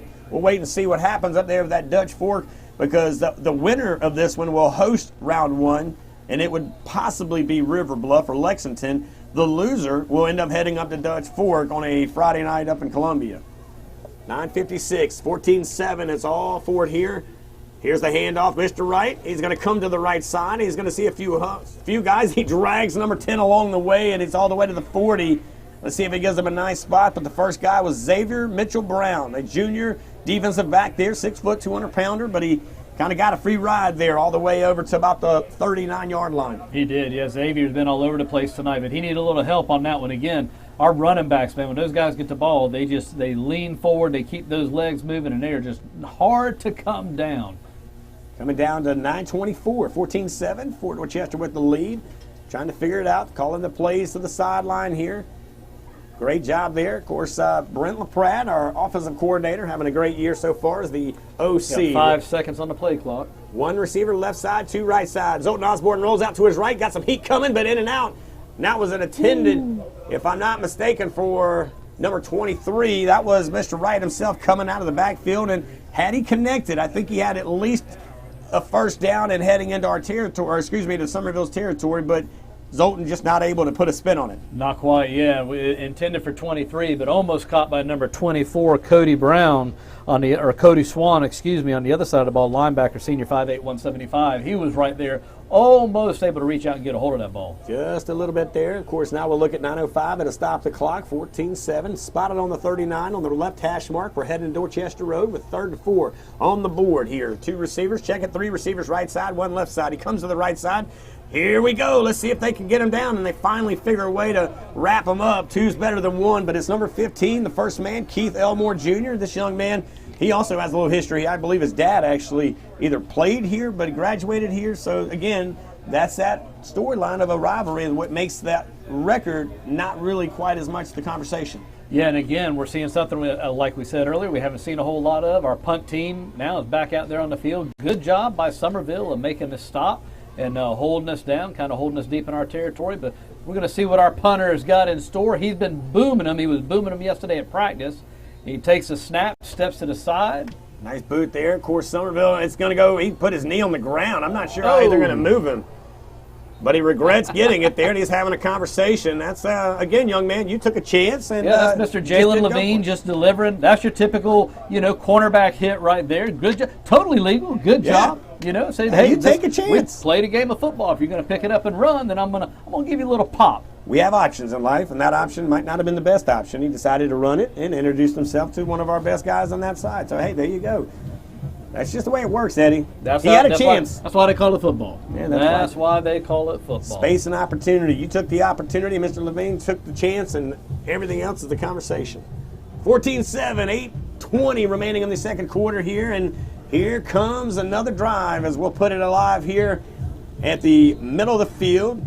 Check it. We're going to go to the left side. We're heading towards the scoreboard. Summerville with the ball. 3 receivers right side, 1 left side. Colby Shirey is going to stand to a shotgun. He takes the snap, a low snap, hand it there to Mr. Grant. And Mr. Grant is introduced to some of our jerseys, and they're going to continue to get him down. And there you go there. A nice I'm going to tell you what, that's number 93 again, Devin Geddes. Devin Geddes literally reached out, grabbed him with one hand, handled a blocker with one arm, grabbed the runner with the other arm, and pulled him back into the backfield. Yeah, he did. A great crowd here tonight. Everybody socially distanced, might I add, and I got to say, tip of the cap to the fans across the way and are right in front of us as we're listening, we're learning, and we're playing football on a Friday night with the band in the stands. Student section is even in attendance tonight. Yeah, everybody's rocking. A lot of excitement here tonight on senior night. 3 receivers right side, 1 left side. Take the snap, hand it off. Nope, he did hand it off. 18's got the ball, and he's going to run with some speed to the 40, but he's short there. That should come up a third down and short there. Great read there. Kobe Shirey's able to get it in the hands there of Terrence Geddes. Geddes ran to that right side, and he fooled a couple of our guys, but he uses that momentum. And that's kind of my thing, is why I understand a lot more of why they're running the shotgun in high school more. It's because it gives these guys a few steps to get some speed, then to kind of catch it from the under the center. Yeah, good job, Khalid Gaston, that time making the stop. But they're going to eyeball it and give it the first down. I'm looking to see if Coach LaPrade is going to ask for, well, too late for a measurement. You're not getting a measurement there. They measure that thing, and they move the chains, eyeball formation. Here we go with two receivers, one on the left, one on the right, a different formation as Shirey stands at the shotgun, and that's going to be, oh, we got a flag. So a little bit of laundry here. Waiting for it here as we got number 92, Quantrell Mathis, checking into the game. Here we go now. Giving big DJ Watson a little bit of a break. And there you go now. They'll spot the ball, get the clock moving. 6:53, 14-7. Summerville trails your Patriots here in the second quarter. One receiver each side. Here's the snap. The handoff up the middle he goes, and he's not going to get a whole lot. The young man's got some legs, but it's hard to go against that big defensive line as you start to kind of see Mr. Grant getting a few yards, maybe 2 or 3, as a 2nd and 7 should come up there, and they're getting close to midfield. And you know, that's Quantrell Mathis in there, who just went in to give DJ Watson a break. And this is a nice thing about our defense. You know, we've got some depth there. We got some depth where you can substitute some guys in there, give them a little bit of a break, give them a little bit of a breather. And I'm sure Quantrell loved going in there and immediately being challenged in his gap, and he stepped up to that challenge and made the stop. There you go. You see all of a sudden Mr. Ingram checks out. Number 18 checks in. Terrence Geddes is the new running back. Kobe Shirey to the shotgun. 3 receivers left side, 1 right side. He goes to the right side. It's tipped and in the hands of a young man laying down. That's kind of different. That was number 18. Boy, I tell you, it bounced in your hands, and you got an opportunity to get a completion for Terrence Geddes. Yeah, I couldn't see who got their hands on that, but somebody got in there, immediately got the hands up. Good job for it. Good heads-up football. Third down now. 3rd and 7 here. Should be coming up here. Maybe actually a 3rd and 8. We'll move it to 3rd and 9, even better. 44-yard line on the right hash mark. Summerville marching towards that scoreboard with 3 receivers left side, 1 to the right side. Shirey checking it off at the line there, and he's got a big running back to his right side, Terrence Geddes. Here's the snap. Keeper, he's going to run up the middle. Kobe Shirey's got wheels to the right side, a first down and a lot more. We got to pick that thing up, man. He saw the opportunity where he could have given it there to 18, but he thought everybody bid on it, keep it, run it, and he got a first down, and now he's into Fort territory. Yeah, he did a great job. That's just a good job by a young quarterback of making a great read, and so that's fun to watch. I don't care what side of the ball it's on; it's fun to watch. But that's enough of that. Now we'll watch our defense go ahead and step up and make a stop. And it's not fun to watch. It's not fun to watch, Eddie. All right, here we go now. 1 receiver each side here. Kobe Shirey stands at the shotgun. He stands at 45 of the Fort. Hand it up there to Mr. Grant. He may have got 1 or 2. And I don't understand. These guys are letting him run it forever. Whistle. I mean, you know, that's usually what happens when you do things like this, and then there's a little extra activity. Yeah, you get extra activity. That's how you get injuries. I mean, you know, once that momentum is stopped, you need to blow that whistle, go ahead and let these guys regroup and go to the next play. 14-7, 4:53 remaining here in the second quarter. 2nd and 6 on the 36. Right hash mark there. Kobe Shirey looking to the sideline for the play. Now we got Jaden Profit just checked in, another part of the depth chart, coming in to give somebody a breather. Now we got a timeout on the field, and again, you know, now with Summerville's over on our side of the ball, so again, the coaches wanting to say, hey, let's get these guys over here, let's talk to them. Obviously, the coaches have probably seen something, they want to give them a heads up about it, and again, get them out of a frustration mode and say, hey, let's play our game. Let's do this. Let's head down to the sideline. What's going on, Mr. All right, ladies and gentlemen, well, after this one heck of a game, we're going into the second quarter right now. 4:45 left. We're looking at some of these scores around the low country. West Ashley versus Wandale. Wandale is up 7-0. Berkeley versus Cane Bay. Berkeley is up 10-0. And Ashley Ridge versus Stall, 0-0.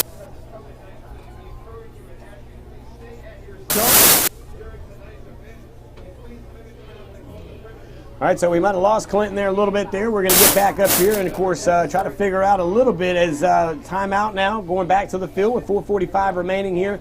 14-7 is the lead for your Patriots. It's 2nd and 6 on the 36. The right hash mark is where they'll sit the ball there. Kobe Shirey going to have a little extra time there with his head football coach over there, Ian Rafferty, as he Looks like he's having a few more extra words over there with Christian Grant, the young running back there, number 22. He'll stand to his backside and 2 receivers left side, 1 right side here. 4:45 underway. Here's the snap. Nope, it's another quarterback keeper. He looked like he was going to the right side, but not today, my young man. As you start to see a little bit of pushing and grinding, you knew it was going to happen, but they'll now bring up to a 3rd down, and if you got back to the line of scrimmage, you got lucky here. That should get the clock under 4:30. In a 3rd and 7 on the 38-yard line. Yeah, good job that time by Quantrell Mathis of backside containment. You know, the quarterback decided to keep the ball. He peeled back around, but Quantrell kept that backside sealed off, forcing him up the middle and into the arms of all those defenders. So good fundamental defense. Here we go now. Break the huddle there. 2 receivers left side, and they have 2 receivers to the right side. Colby Shirey going to stand at the 45-yard line. He slings the rock to the right side in the hands of number 3, and I believe that's Mr. Ankrum. Trey Ankrum was wide open. He turned around, caught the ball, and they'll drop him around the 15. That'll move the chains, and a 1st down Summerville as they, again, kind of hurrying up, getting our guys off their toes a little bit, back on their heels. But a guy wide open, hadn't seen that much this year. Yeah, that was Cameron Jones, the defender there, and he got beat a little bit, but good for Cameron of getting back into that play and getting a hold of the feet of that runner and bringing him down in the open field. Here we go now. 3 receivers left side, 1 to the right side. Colby Shirey at the shotgun, stands at the 20. He's going to hand it off. Here comes 22, and he gets across to about the 7-yard line. A lot of momentum to the left side is, of course, that is going to be Christian Grant. Good job getting what they gave him there, and the young man there going to get a positive run out of that play there with a 14-7 deficit. If you're Summerville, if you're the Patriots here, we continue to at least get into motion. But again, we've got to figure out what's happening in our defense because we are allowing these guys a little bit too much cushion. 3 receivers right side, 1 left side. As Colby Shirey is going to stand there at the 12-yard line. It's going to be a quarterback keeper up the middle, 5-yard line, and he's going to march in, and let's see if they give it to him, and they do. Look, wow.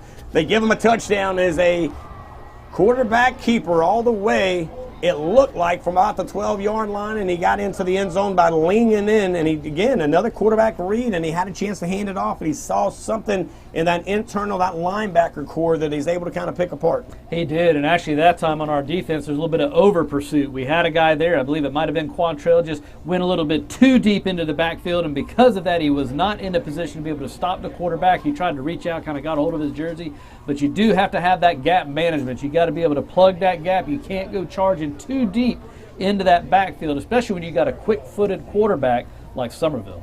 Yeah, that's a big one there, as, of course, Summerville puts it on the board, and they're keeping it close. Again, you look at what they were able to do. They put up 7 in round 1. They put up 7 now here in round 2. We're heading into halftime with 2:55 remaining. Colby Shirey, again, kind of the storyline tonight for the Greenwave. This young man has not done a whole lot with his arm, but when he does get a chance, he's slinging it a little bit, but it's his legs. It's his ability to read our defense and either hand it off or run it, and it's that keeping it part that we struggle with. We keep an eye on and a hand on the running backs, but it's that last minute, no, I'm going to take it myself kind of thing that at this point we're kind of having a little bit of issues with. Yeah, you can see if you're kind of paying attention to the faces down there on defense, again, there's a lot of frustration, a lot of aggravation, so the coaches are going to have to do a good job at halftime of getting those guys and coaching them through this. This is when your coaching really comes into play because these guys know what they need to do and they know how to do it. They're just seeing something that they haven't seen before. They're kind of caught back on their heels a little bit. So the halftime coaching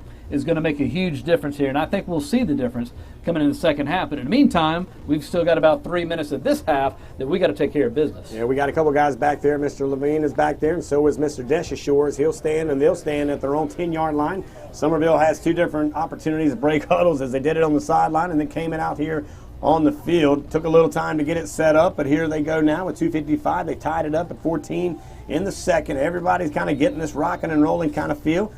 Different formation as they'll kick this one, and there's the boot to the ball, and it should go into the end zone. Summerville has got a pretty good special teams as they're able to do what we do, and that is make a start from our own 20 with 2:55 and a tied-up ball game. You play a couple of quarters, and, man, you still got basically a 0-0 score. Yeah, you do. I mean, we're sitting right where we were. Might as well be sitting where we were in the beginning of the game. It'd be interesting to see what Summerville does coming out in the second half, we don't want to move too far into the second half, but I've just got a feeling that they've got a little something else up their sleeve as Fort Dorchester's offense comes out on the ball. Hey, the offense is not getting rattled. This is kind of what you do. When you have one side of the ball that's struggling a little bit, the other side of the ball needs to pick it up, keep things happening. And right now that's exactly what our offense is doing, is Zoltan is back there and ready to go for the first play. Here we go now. Here we go. Break it off here. One to the left side. You'll have two to the right side. Once they get up here and hand it to 23, and they snuck that one out of the backfield. And that, I believe, is going to be number 20 for Summerville. He's able to get in there and cause some havoc. That's going to be Steve Simpkins Jr., the outside linebacker, sophomore, 6'1", 200-pounder, got in there and able to beat the offensive lineman to get behind the line of scrimmage. Yeah, Zoltan held onto that ball a little bit too long there. He stuck it in the breadbasket, and then he just kept holding, and running back wasn't quite sure what to do. So we don't need to play like Summerville. We need to play like Fort Dorchester, so we'll see what we got here for the second play. We're right at 2:22, 2:11 on the 19th-yard line, the left hash mark, heading to Dorchester Road. Two receivers each side. Osborne takes the snap, some pressure across, and in out of the hands. Some big hits there given afterwards. It was intended for, if I'm not mistaken, number 17. Of course, that's going to be Demetrius McKelvey, in and out of his hands. It's hard to beat a guy over his head because he's going to come in here pretty tall. He stands about 6'5", 6'6". Yeah, you could tell he was disappointed there. One of the offensive linemen went over there to kind of settle him down. He's very upset, but you need to channel that, turn that into some good, solid play. So we're looking at a 3rd and 11. 3rd and 11, two receivers. Check it, three receivers to the right side, one to the left side. He'll stand at his own 12-yard line, and I believe we've got a flag, and that should be on the the defense. Should give us another 5 yards there, a little bit of offsides. Yeah, that'll help us out a little bit. Move it 5 yards in the other direction. Of course, that's going to put it somewhere around the 24-yard line, and that'll make it about a 3rd and 6. So a manageable now first down. 2:09 remaining here in the second quarter. Stay tuned around halftime. We'll let you watch a halftime show as the band, I believe, may be popping out and down on the field. So, hey, it is senior night. Let's give them a send-off here with three receivers to the right side, one to the left side, and spotting it on the 24 of our own left hash mark. Mr. Right to the right side of Zoltan Osborne. He stands at his own 18. Slinging this rock, young man. Get it up, get it out, and in the hands and out of the hands of Desashore. And again, Zoltan Osborne took a big hit. I believe it was number 40. Hit him right there on the hand. Kind of a little bit of a late. Never the case there. As you see, number 40 is going to be Nick Chambers. Got to him. Yeah, he's a little bit slow getting up on that play there. Again, you can kind of see now our offense is getting a little bit knocked off of their rhythm there. So, but it's important to keep that composure as a punt team comes in, and we need a good boot right here. Still plenty of time left in this first half. Yeah, Summerville's got a guy standing back at their own 43, maybe 44-yard line. Here comes that big boot, and that's going to get a returnable ball, possibly. Oh, yeah, hit him right as soon as he got it. And that's Jason Levine getting down there so quick. He merely had to reach out and touch him while he was on the ground. Good coverage by Levine. That was just a great play. Great speed on the outside. Leroy Simmons there on the catch there, but not able to get an inch or a yard. As you say, Mr. Levine there takes care of business and stops him in his tracks. 1st and 10 on the 46. Here comes Colby Shirey and his offense. He's kind of the headline of story on tonight for the Greenwave. It's his legs, not his arms. It's been able to get a lot of production there. As the young man will come out with two receivers to the right side, one to the left side. And, of course, that's going to be that big running back there with him, and that is, of course, Christian Grant. And that's got a kind of a weird move there, as that's not going to go for much, and they're driving him all the way to the ground. Big-time tackle there, and you look at the young man. I believe that was DJ Watson that got in there and just drove that young man way back into the backfield. Hey, playing good, solid football. He delivered the hit, immediately jumped up. No trash talking. Just let your pads do the talking. Back at the line now, does a nice little couple of yards loss, and looking at a 2nd and 12. 6'4", 280, by the way. That's what he got introduced to. Is now Colby Shirey going to check it off here with two receivers to the left, two to the right, 1:24 remaining here in the second quarter. 14-14. The ball is on the 44 in the middle of the field. Here's a snap, handed up the middle. Not going to get a whole lot there, and you see kind of a little bit of a late hits there again on the offensive line. They're kind of pushing around. Yeah, good job, Jaden Gardner. Again, stepping up into that center area there, making and delivering a big hit, getting a big man down. Jaden, you know, we call his name a lot. He is just a great, great defensive player back there, great on his reads, quick on his feet. And we've got a third down long situation here. This is where we really need the defense. This is where they've been getting us. This is where that quarterback's been juking us out a little bit. So we need to see some solid defense on this play. Trey Akram was the last young man that got us on the right side there. As you start to kind of put things in perspective, they've got 3 receivers to the right, 1 to the left, shotgun formation.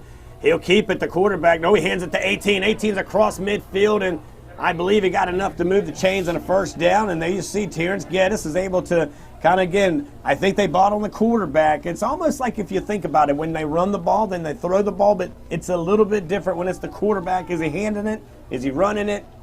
We got to figure it out with 31 seconds remaining here in the second quarter. If I'm not mistaken, Summerville gets the ball coming out of the half. Yeah, they do. They get the ball coming out of the half, so you don't want them to have the momentum going into the half. Clock moves, 2 receivers left, 2 right side, takes the snap. Colby Shire's going to get some pressure, get some heat. Here comes those legs. He can do it. There he goes across the the 35, and out of bounds around the first down markers. They stop the clock at the 12-second mark there. Should be a first down, as they'll spot the ball somewhere around the 34-yard line. Again, stepping up in the pocket, saw the opportunity, used his legs to get the first down. And now the Greenwave looking for another set of downs here as they will get the ball with 12 seconds remaining here. And they are all tied up here at the fort. Senior night here at Fort Dorchester. We're looking here for a couple receivers left side, 2 receivers right side. And Mr. Grant is the running back to the backside of Colby Shire. He stands at the 39 of the fort. Takes the snap. Across the middle he goes, and in the hands and out of the hands. Oh, he was hit hard, and then he was introduced to a couple of our dogs there across the middle, and that was intended for Trey Ankrum. We said that just a minute ago. Yeah, it's going to come back, though. We got a face mask. We got one of our big guys got back there, unfortunately, reached out for the quarterback, got a handful of face masks. So that's going to be interesting to see what Summerville decides to do. 8.8 seconds here. They'll move the chains again. That'll be an automatic first down, 15 yards, and get them in the red zone. Ladies and gentlemen, we do not need to help them. They do have done a little bit better than we've needed them to do. Yeah, they're doing fine all on their own. 2 receivers now. We'll look around, possibly to 3 to the right side, and timeout Summerville. They'll think about it, talk about it, and see what they have going on here. Is 14-14. It's 8 seconds remaining here in the second quarter. And again, if you're sitting on the other side of Ian Rafferty right now, you've got to be pretty happy with what you have. You've not letting this thing get away. And by now, a lot of teams have allowed that to happen. You've kind of stayed involved here with 8 seconds remaining. And you got to think, okay, here's what we need to do. We take 1 or 2 stabs into the end zone, maybe just 1. Don't turn it over. Don't get this a pick 6, and then they come back out and get the ball in the second half. If you're Coach Bobby and you're on the other side, you're thinking, get the ball, do what you got to do, but you better make sure you keep them out of the end zone. Yeah, don't over-pursue on the defense. You know, they've got to, again, watch those gaps, keep their eyes on that quarterback. A lot of what has helped the quarterback is over-pursuit. So if we can get those guys now maintaining that, what I'd call a fence across that front line, and not give that guy the option. Coming up here at the halftime, you'll have a halftime show. The band will be on the field here tonight, if I'm not mistaken, so you want to stay tuned, and we'll take a break and come back for the third quarter and the final 2 quarters of senior night here at the Fort. Regular season next week will be at Wando. Pre-game at 7:20, kickoff at 7:30. No worries, we got your tickets right here. FD Sports, 2 receivers each side. Shirey shooting it to the end zone and in.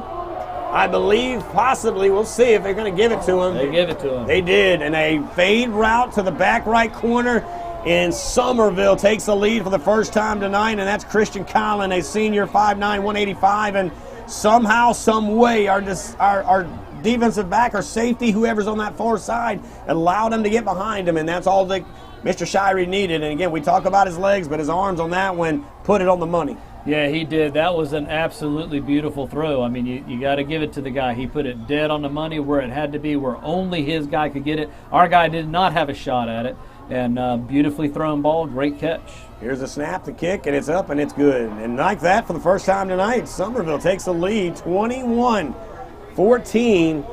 And boy, they get the ball coming out of halftime. We'll talk about maybe a little bit about that in the third quarter, what needs to happen, some changes. Of course, we got to figure out this offense of Ian Rafferty and what he's able to do here tonight. He's able to kind of keep us on our heels a little bit. Defensively, that's the story. Offensively, you know, I'm looking at, you know, just saying, Zoltan, you got to relax, man. You got to trust the process. You got to trust the other 10 dogs you got around you. You got some great running backs. You got 4, 5, 6, 7, 8 great receivers. You got a great offensive line. You got to trust the process. Remember what has gotten us to 4-0, right? We got to get back to that, and that's something I think that will be some of the conversations in both of those huddles coming out of the half because, again, we are not started yet. The cars left the barn. It's just cruising down Myrtle Beach up on Ocean Boulevard, but we need to get off the boulevard and on the interstate of I-26 and get some speed. Yeah, it'd be interesting to see coming into that second half. You know, another thing that we have in our arsenal is we've got a great second quarterback. You know, he's a completely different style from Zoltan. He got a lot of quick legs, a lot of fast legs, and we've seen him play quite a bit in other games, and you never know, you might see that just to give a different look. And we've even seen where they bring, you know, Mr. Wellborn out, put him into quarterback, and take Zoltan and flex him out there as a wide receiver. So I got a feeling we're going to see a little bit of a different look coming in here the second half. Here's the boot. It should go in the end zone, and it does all the way through and almost through the uprights there. Nothing lost on the clock there. 4 seconds remaining. It'll be kind of a quick deal. Summerville feeling the energy here, but there's a lot of football left here. This is the fourth, ladies and gentlemen. Don't go anywhere. We've got 4 seconds, and at halftime, our band will come out and show some love here on a senior night. We just got to say, of course, we will do this again next week as we'll be heading on the road for the final 2 games of the regular season. It is next week at Wando, right? We got that game coming up, and then that will be week 6, and then Berkeley Stags, a great rival there, as well as we're going to be heading over to Berkeley County. So the next one and 2 are in the region on the other side of the interstate. Kind of playing this the get out of here offense, and there it is there. So now we will head to halftime, and it's a 21-14 lead as we're going to talk to our head coach, Coach Steve LaPrade. Go ahead. All right, Coach. Well, it's one of those games right now. It's a tough one. Probably haven't had one like this in a long time. What's your thought process on the first half? Well, I mean, they outplayed us. They outcoached us, outplayed us. They beat us in every category. It's nothing we do. We don't play better, we'll get beat. Kids aren't playing. They're outplaying us. I think we're a lot better, but right now they got 21, we got 14, so we're going to come out and play a whole bunch better this half. There you go. Thank you, Coach. Appreciate it. All right, ladies and gentlemen, how it's going down right now around the Low Country. West Ashley against Wando. Wando 7-6. Berkeley against Cane Bay. Berkeley is up 13-0. Ashland Ridge and Stall 0-0. Goose Creek and Stratford also 0-0. More games and more. I'm the senior for FBTV. Thank you.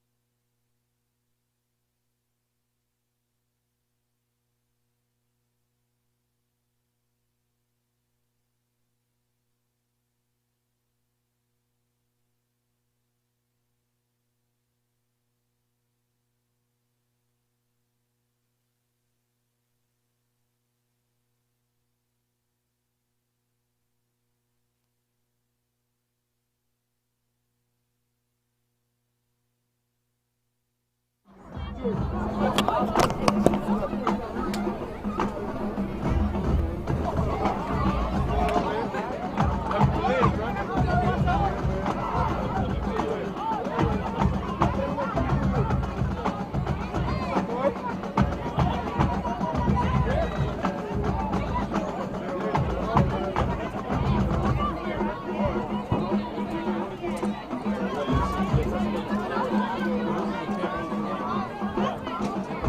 last play, Summerville, man, they're bouncing up there, they're running. Our guys are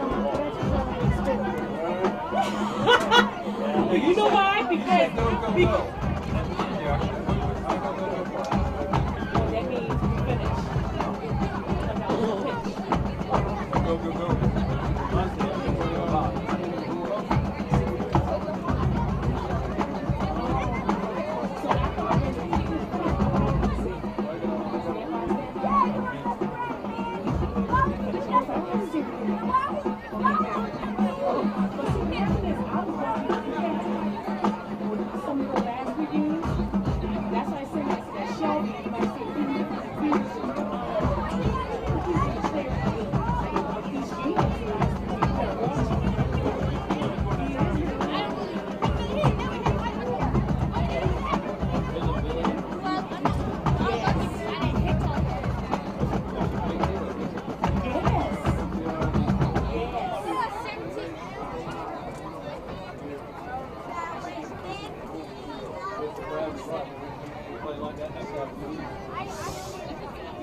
And we're not ready. Yeah. Yeah, he said they're outplaying us on everything. On He said every, we even play on like the that court second side. half. He said they're He said he's not coaching. And we would, and yeah, we he would, don't pull no punches. He's going to tell you exactly what we're and going we would not be ready for that.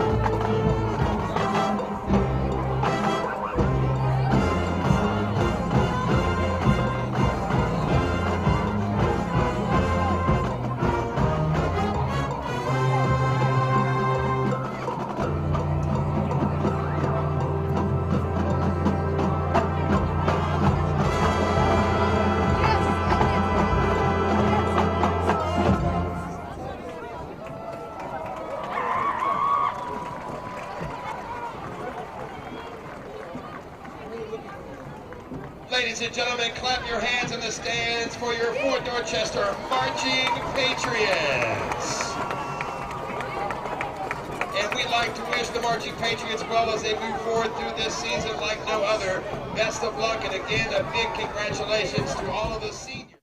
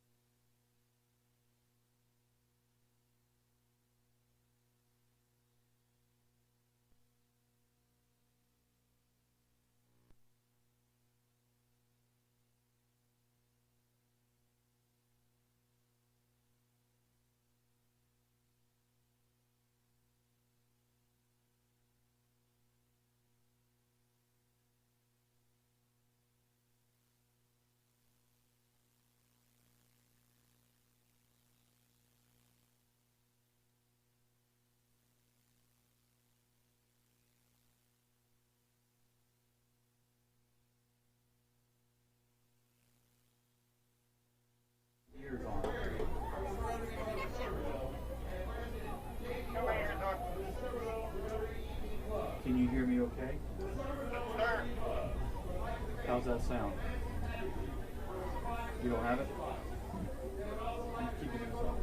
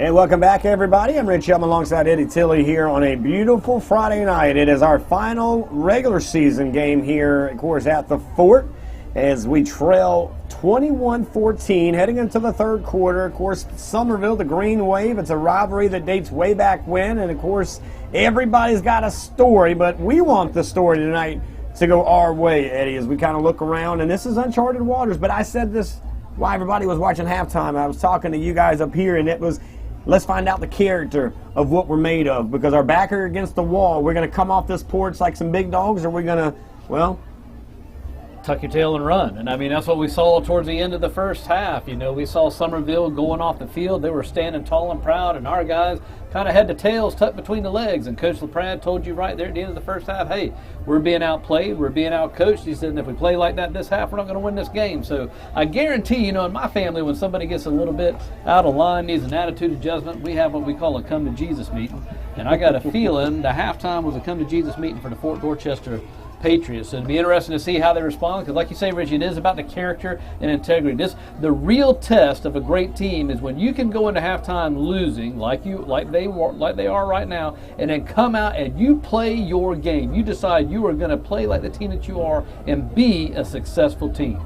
Here goes that boot in the air, and it does get into the end zone. They'll, of course, spot the ball on the 20. Summerville gets the ball as they kicked it to us in the opening, of course, quarter one. We actually won quarter one. We lost quarter two, but that's why there's 4 total quarters of football. We have to come back from this. And if we're a state championship team, and I believe we are going to have days like this. You know that song, Mama always said there's going to be days like this? That's right, and this is one of those days, you know, and this is going to be a huge stand for the defense right there. Summerville had the momentum going into the half, so now the defense needs to come out and just set the tone of this second half and shut Summerville down on this series. So we go here now. Summerville breaks it real quick. 1 receiver each side. Colby Shirey has been the hot man and the man that we got to figure out here in the second half from a shotgun of his own. 20, now check it, 15. Hands it to his young running back there, and that kid's chomping along the way. A helmet comes off. He's slung down to the ground by one of our big-time guys, but on the carry was Cody. Excuse me, check that. That's going to be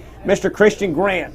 Yeah, that's Devin Geddes on the stop right there. Great job. And I purposely watched the defensive line that time, and what they did, Richie, is we did not see that over pursuit. The guys are stepping into their gaps, but they are not over pursuing and opening up that lane for that quarterback to take off. So great job on that play by the Fort Dorchester defense. 11:31 here, spot the ball. 2nd and 6 on the 24. They're going to hit it over here on the middle of the field. The Greenwave are chomping their way towards the scoreboard. Our big guys stand up tall here with 2 receivers. Check it. There's 1 receiver each side. Shotgun formation rolling out to the right. Colby Shirey looking to spin the rock. He's got some legs under him, and he's now going to take off, and he's going to get at least a first down, if not more. And this young man almost is leaning to the left. He leans to the right and just finds his way to that first down marker, and they'll move the chains as they'll now spot the ball somewhere around the 34-yard line with 11:07 remaining here in the third quarter. 21-14 Summerville.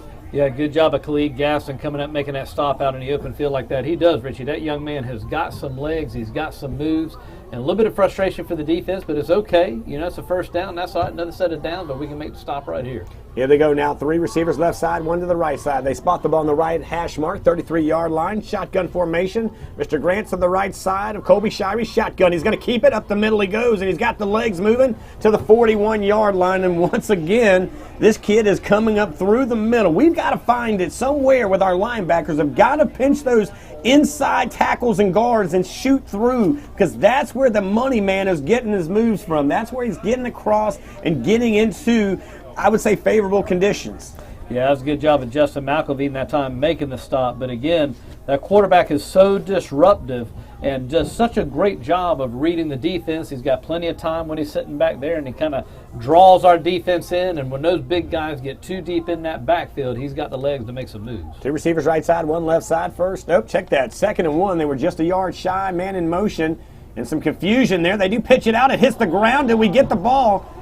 Yeah, it's still on the ground. Pick that thing up, fellas. Let's get a first down. We're still waiting to see there as it went in and out of the hands. Hot potato, and you see some pushing, some shoving. And now we got number 5, and there's a ball back here in the backside. That's our ball, 1st and 10, the Ford. That's number 11, Otis Mack, coming up with that ball right there. Big time, big time, big time. That young man is on a mission. He's a senior. Let's give you some stats on Otis Mack. He is, of course, a senior with linebacker, 6'1", 209, and that ain't true because that dude is cut like a brick house, if you will, there, because this young man has got every opportunity to take the muscle and all the things that he had, and he got under there. He wanted the ball more, and we talk about that character, wanting to get after it and get there, of course, and get the ball. And this is what you got to do. You need a momentum shifter, and obviously a fumble recovery is a huge momentum shifter. So now let's see what Zoltan can do back there in that backfield. We need to turn this over and convert this over into points. Yes, sir, Ree. As you heard, of course, the cheer of the fort. Let's go, fellas. 9:56, 1st and 10. We got the ball on Summerville's 36. We're on the left hash mark. We're heading to Dorchester Road looking for 6. 2 receivers, right side, 1 left side. Hand the ball to right. He's up the middle, goes across the 30, marches that thing in there somewhere around the 29. And let's see now, should be a short and manageable 2nd down around the 30-yard line. Eddie, you make the most when the opportunity's given. They make a mistake, we need to make a touchdown. Yeah, we've got to capitalize on that turnover. Great run that time up the middle. Great job keeping those legs moving. Here we go, ladies and gentlemen. 9:32. Spot the ball on the 30. 2nd and 4. Hand it back there, Mr. Wright. He's across the 1st down and a little more as he's around the 27-yard line. Now to move the chains. Should move the chains. We'll see if we get that favorable spot. Doesn't look like we're going to get it, so it'll bring up a manageable 3rd and 1. Or do they move the chains? We're waiting to see what they're going to do. There we go, 1st down. There we go, there you go. So 1st down and 10. Greenwave on their heels a little bit. Here's the defense waiting on their side, our offensive side here of the fort, waiting to get the play called in. They're doing some substitution over, moving some guys around, and here we go. Spot the ball, 8:57, 1st and 10. On the 26, left hash mark, heading towards Dorchester Road. The snap, putting it in the air, and this going to blow it dead here, Eddie. Yeah, I'm not sure what happened there. Good thing it was blown dead there. Zoltan pulled the ball back. Somehow just kind of let this drift right out of his hand. I believe we got a moving on. I believe it's on Ford. I saw some laundry on the far side, on the visitor side, so they'll move it back 5 yards. So 1st and 15 as they'll put the ball somewhere around, it looks like the 31, maybe, 31-yard line. 1st and 15 on the 31, left hash mark. 8:45 and counting it down. We trail 21-14 to the wave of Greenwave of Summerville. 2 receivers right side, 1 left side. Quarterback takes the snap, hands it up the middle to Wayne Wright, and the flag is thrown. We'll see what that's about. We got to get this discipline. We talk about discipline week after week. We've done a great job. Yeah, we've done a great job, and it is. You've got to have the discipline. You've got to, as we wait to see what this call is, possibly a holding. I haven't seen a signal yet. It is somewhere around the offensive line, and usually that's what it is. It is going to be a holding call. We have got to figure this out. Yeah. So now that's a momentum killer right there. I mean, so again, this is really testing the fortitude, the mental fortitude of our guys, because you've got the momentum of the turnover, and obviously you get these 2 penalties in a row that will kill that momentum. But these guys have got to dig down deep. You can't give up. You've got to come up with that play that's going to break it big. You just got to stick to playing football the way you know to play. 8:26 here, 21-14. What was a 1st and 10 somewhere around the 25-yard line is now going to be a long 1st and 23 on the 39. 2 receivers to the right side, 2 to the left side. Shotgun formation. Stepping up in the pocket. He's got some heat coming across the middle, but he's got a man completed across the middle. Great job. Looking to see if that's Jalen Best or is that O.J. Murdoch, but some conversation says that's going to be neither one. That's number 5, Mr. Keith Deshashore. That was a great job of Keith coming across the middle. Great throw by Zoltan. That's what you need right there. So immediately now you just nullify those momentum killers of those other 2 penalties. Now you're back on track. You're sitting here now. You're at 2nd and 10, and just keep the ball moving. I think we got a better spot than that. I think it's about 2nd and 8 if you're not mistaken. Oh, there we go. Yeah, I was looking at yep, there you go. 2 receivers right side, 1 to the left side. Spot the ball somewhere around the 23. There's the snap, handed to right. He goes to the left side, and he's getting some more yards out of it. He gets across the 20, somewhere around the 19-yard line. A manageable 3rd down and about 3 coming up with 7:32 remaining here in the 3rd quarter. We trail 21-14. A lot of football left, guys. This is what it's all about. If we think and we know we can win a state championship, these are the games that we got to show a little bit of, I'd say, character and personality here. Yeah, 100%. And this is what you want to do. You know, you got to chew up that clock a little bit. Obviously, we're not in too big of a hurry to turn it back over to Summerville. But, hey, we're 1 score away from tying. We're 2 scores away from getting back on top, which is where we need to be. So we need this score from the offense, and then we need that defense to make those adjustments. Get us another turnover if they can, but at least get them 3 and out. Snap it here. 2 receivers right side, 2 to the left side, up the middle. Nowhere to go there as we miss an opportunity to get a first down there, and it's going to now bring up a questionable 4th down. It was 3rd and 3 on the 19-yard line, left hash mark. We gave it to Mr. Wright. He ran to the left side, and that white wall of the Greenwave decided to close the door, and we weren't able to execute, and I believe that should bring up, looking for that mark over there. I think that's 4th down and 5 now on the 21. Looks like we'll keep some of our guys out there. Here's where we go, guys. What are we made of here with 6:23 remaining in the 3rd quarter, trailing 21-14, heading to Dorchester Road with 2 receivers each side, and we stand around the 26. Zoltan Osborne, plenty of time. He's got to get out of there and throw it, and he's got him. Nope, he's short. And again, there you go. You're just missing him in stride there. It was intended there for Mr. Keith Desishore around the 10-yard line. Good coverage, but a short pass to the wide receiver is going to make it now a turnover on downs at the 21. Yeah, they've just got our guys rattled. You know, we have seen Zoltan make that play before many other games, and so it's just a mental thing right now. He's rattled, so it'll be interesting to see if the coaches can talk him out of that, talk him down, perhaps maybe do a little bit, maybe switch out quarterbacks for a little bit and see what we can get with some legs back there. But one way or the other, we have got to get something going on offense. That we do. Now Summerville takes over on downs, 1st and 10 on their own 21, 6:09. Summerville heading towards the scoreboard with 2 receivers to the left, 1 to the right side. Colby Shirey stands at the shotgun with Mr. Grant right behind him. It's somewhere around the 15-yard line. Now he moves Grant to the right side. Takes the snap. He's going to keep it. Nope, he hands it up to Grant. Grant's coming on the right side and now finally tackled around the 23. And they're going to try to do what they can to get the ball out of their hands. And again, this is what we need, another turnover. Yeah, we need another turnover, and great job of pursuit by the defense. Now, we really didn't see this in the first half. You're seeing a lot of black jerseys on that ball. The first half, you'd see 2, maybe 3, every now and then 4, but right there, man, you're seeing the entire defense converging on that ball, and that's what we need. We need, A, we need that stop. B, we'd love to have another turnover. We got a guy down on the field. The trainers will run out. We'll talk a little bit about some of the action that's happening around. Again, you start to kind of think of what needs to happen is, number one, our defense seems like in the opening drive we did what we need. We caused the fumble. We need to do that again. But as the offense, we've got to figure it out. We got to get some rhythm in here. We've got to either check off the guy deep and go short, check off the guy short and go long, but we've got to mix this thing up just a little bit. Let's go down on the sideline with Clinton Robinson Sr. Clinton, what's up, buddy? Ladies and gentlemen, a little quick score update right now. West Ashley against Wando. Wando is still up 7-6. Berkeley versus Cane Bay 20-0. Goose Creek and Stratford is still unavailable, and Ashley Ridge and Stall again still unavailable. Right now, Fort Dorchester's trying to do their thing and get that momentum back up. We can only see as the 3rd quarter almost comes to an end. Fellas, thank you very much. Back at you. There we go, ladies and gentlemen. Down on the sideline is Clinton Robinson Sr. They threw a Hail Mary and a flag went down with it as well. I'm afraid this may be hitting the quarterback late. We'll wait and see if this is going to be some free yardage for Summerville. Again, seeing some character penalties here. We've got to kind of wrap this thing around as we now start to see Summerville marching towards their own end zone. So it's going to be 15 free yards and a new set of downs for Summerville. They'll get the ball somewhere around, it looks like the 35-yard line. Maybe that's going to be the 38-yard line. And, you know, again, guys, we don't need to pour insult into injury in this one here as we have 5:31 remaining. We trail 21-14. 1st and 10. They'll have the ball on their own 38-yard line. Summerville will. A lot of football left here at the Ford. It's senior night as Summerville has the lead, 21-14. They break it, the huddle with 1 receiver on each side. Left and right they go. Shotgun. They hand it off to the middle.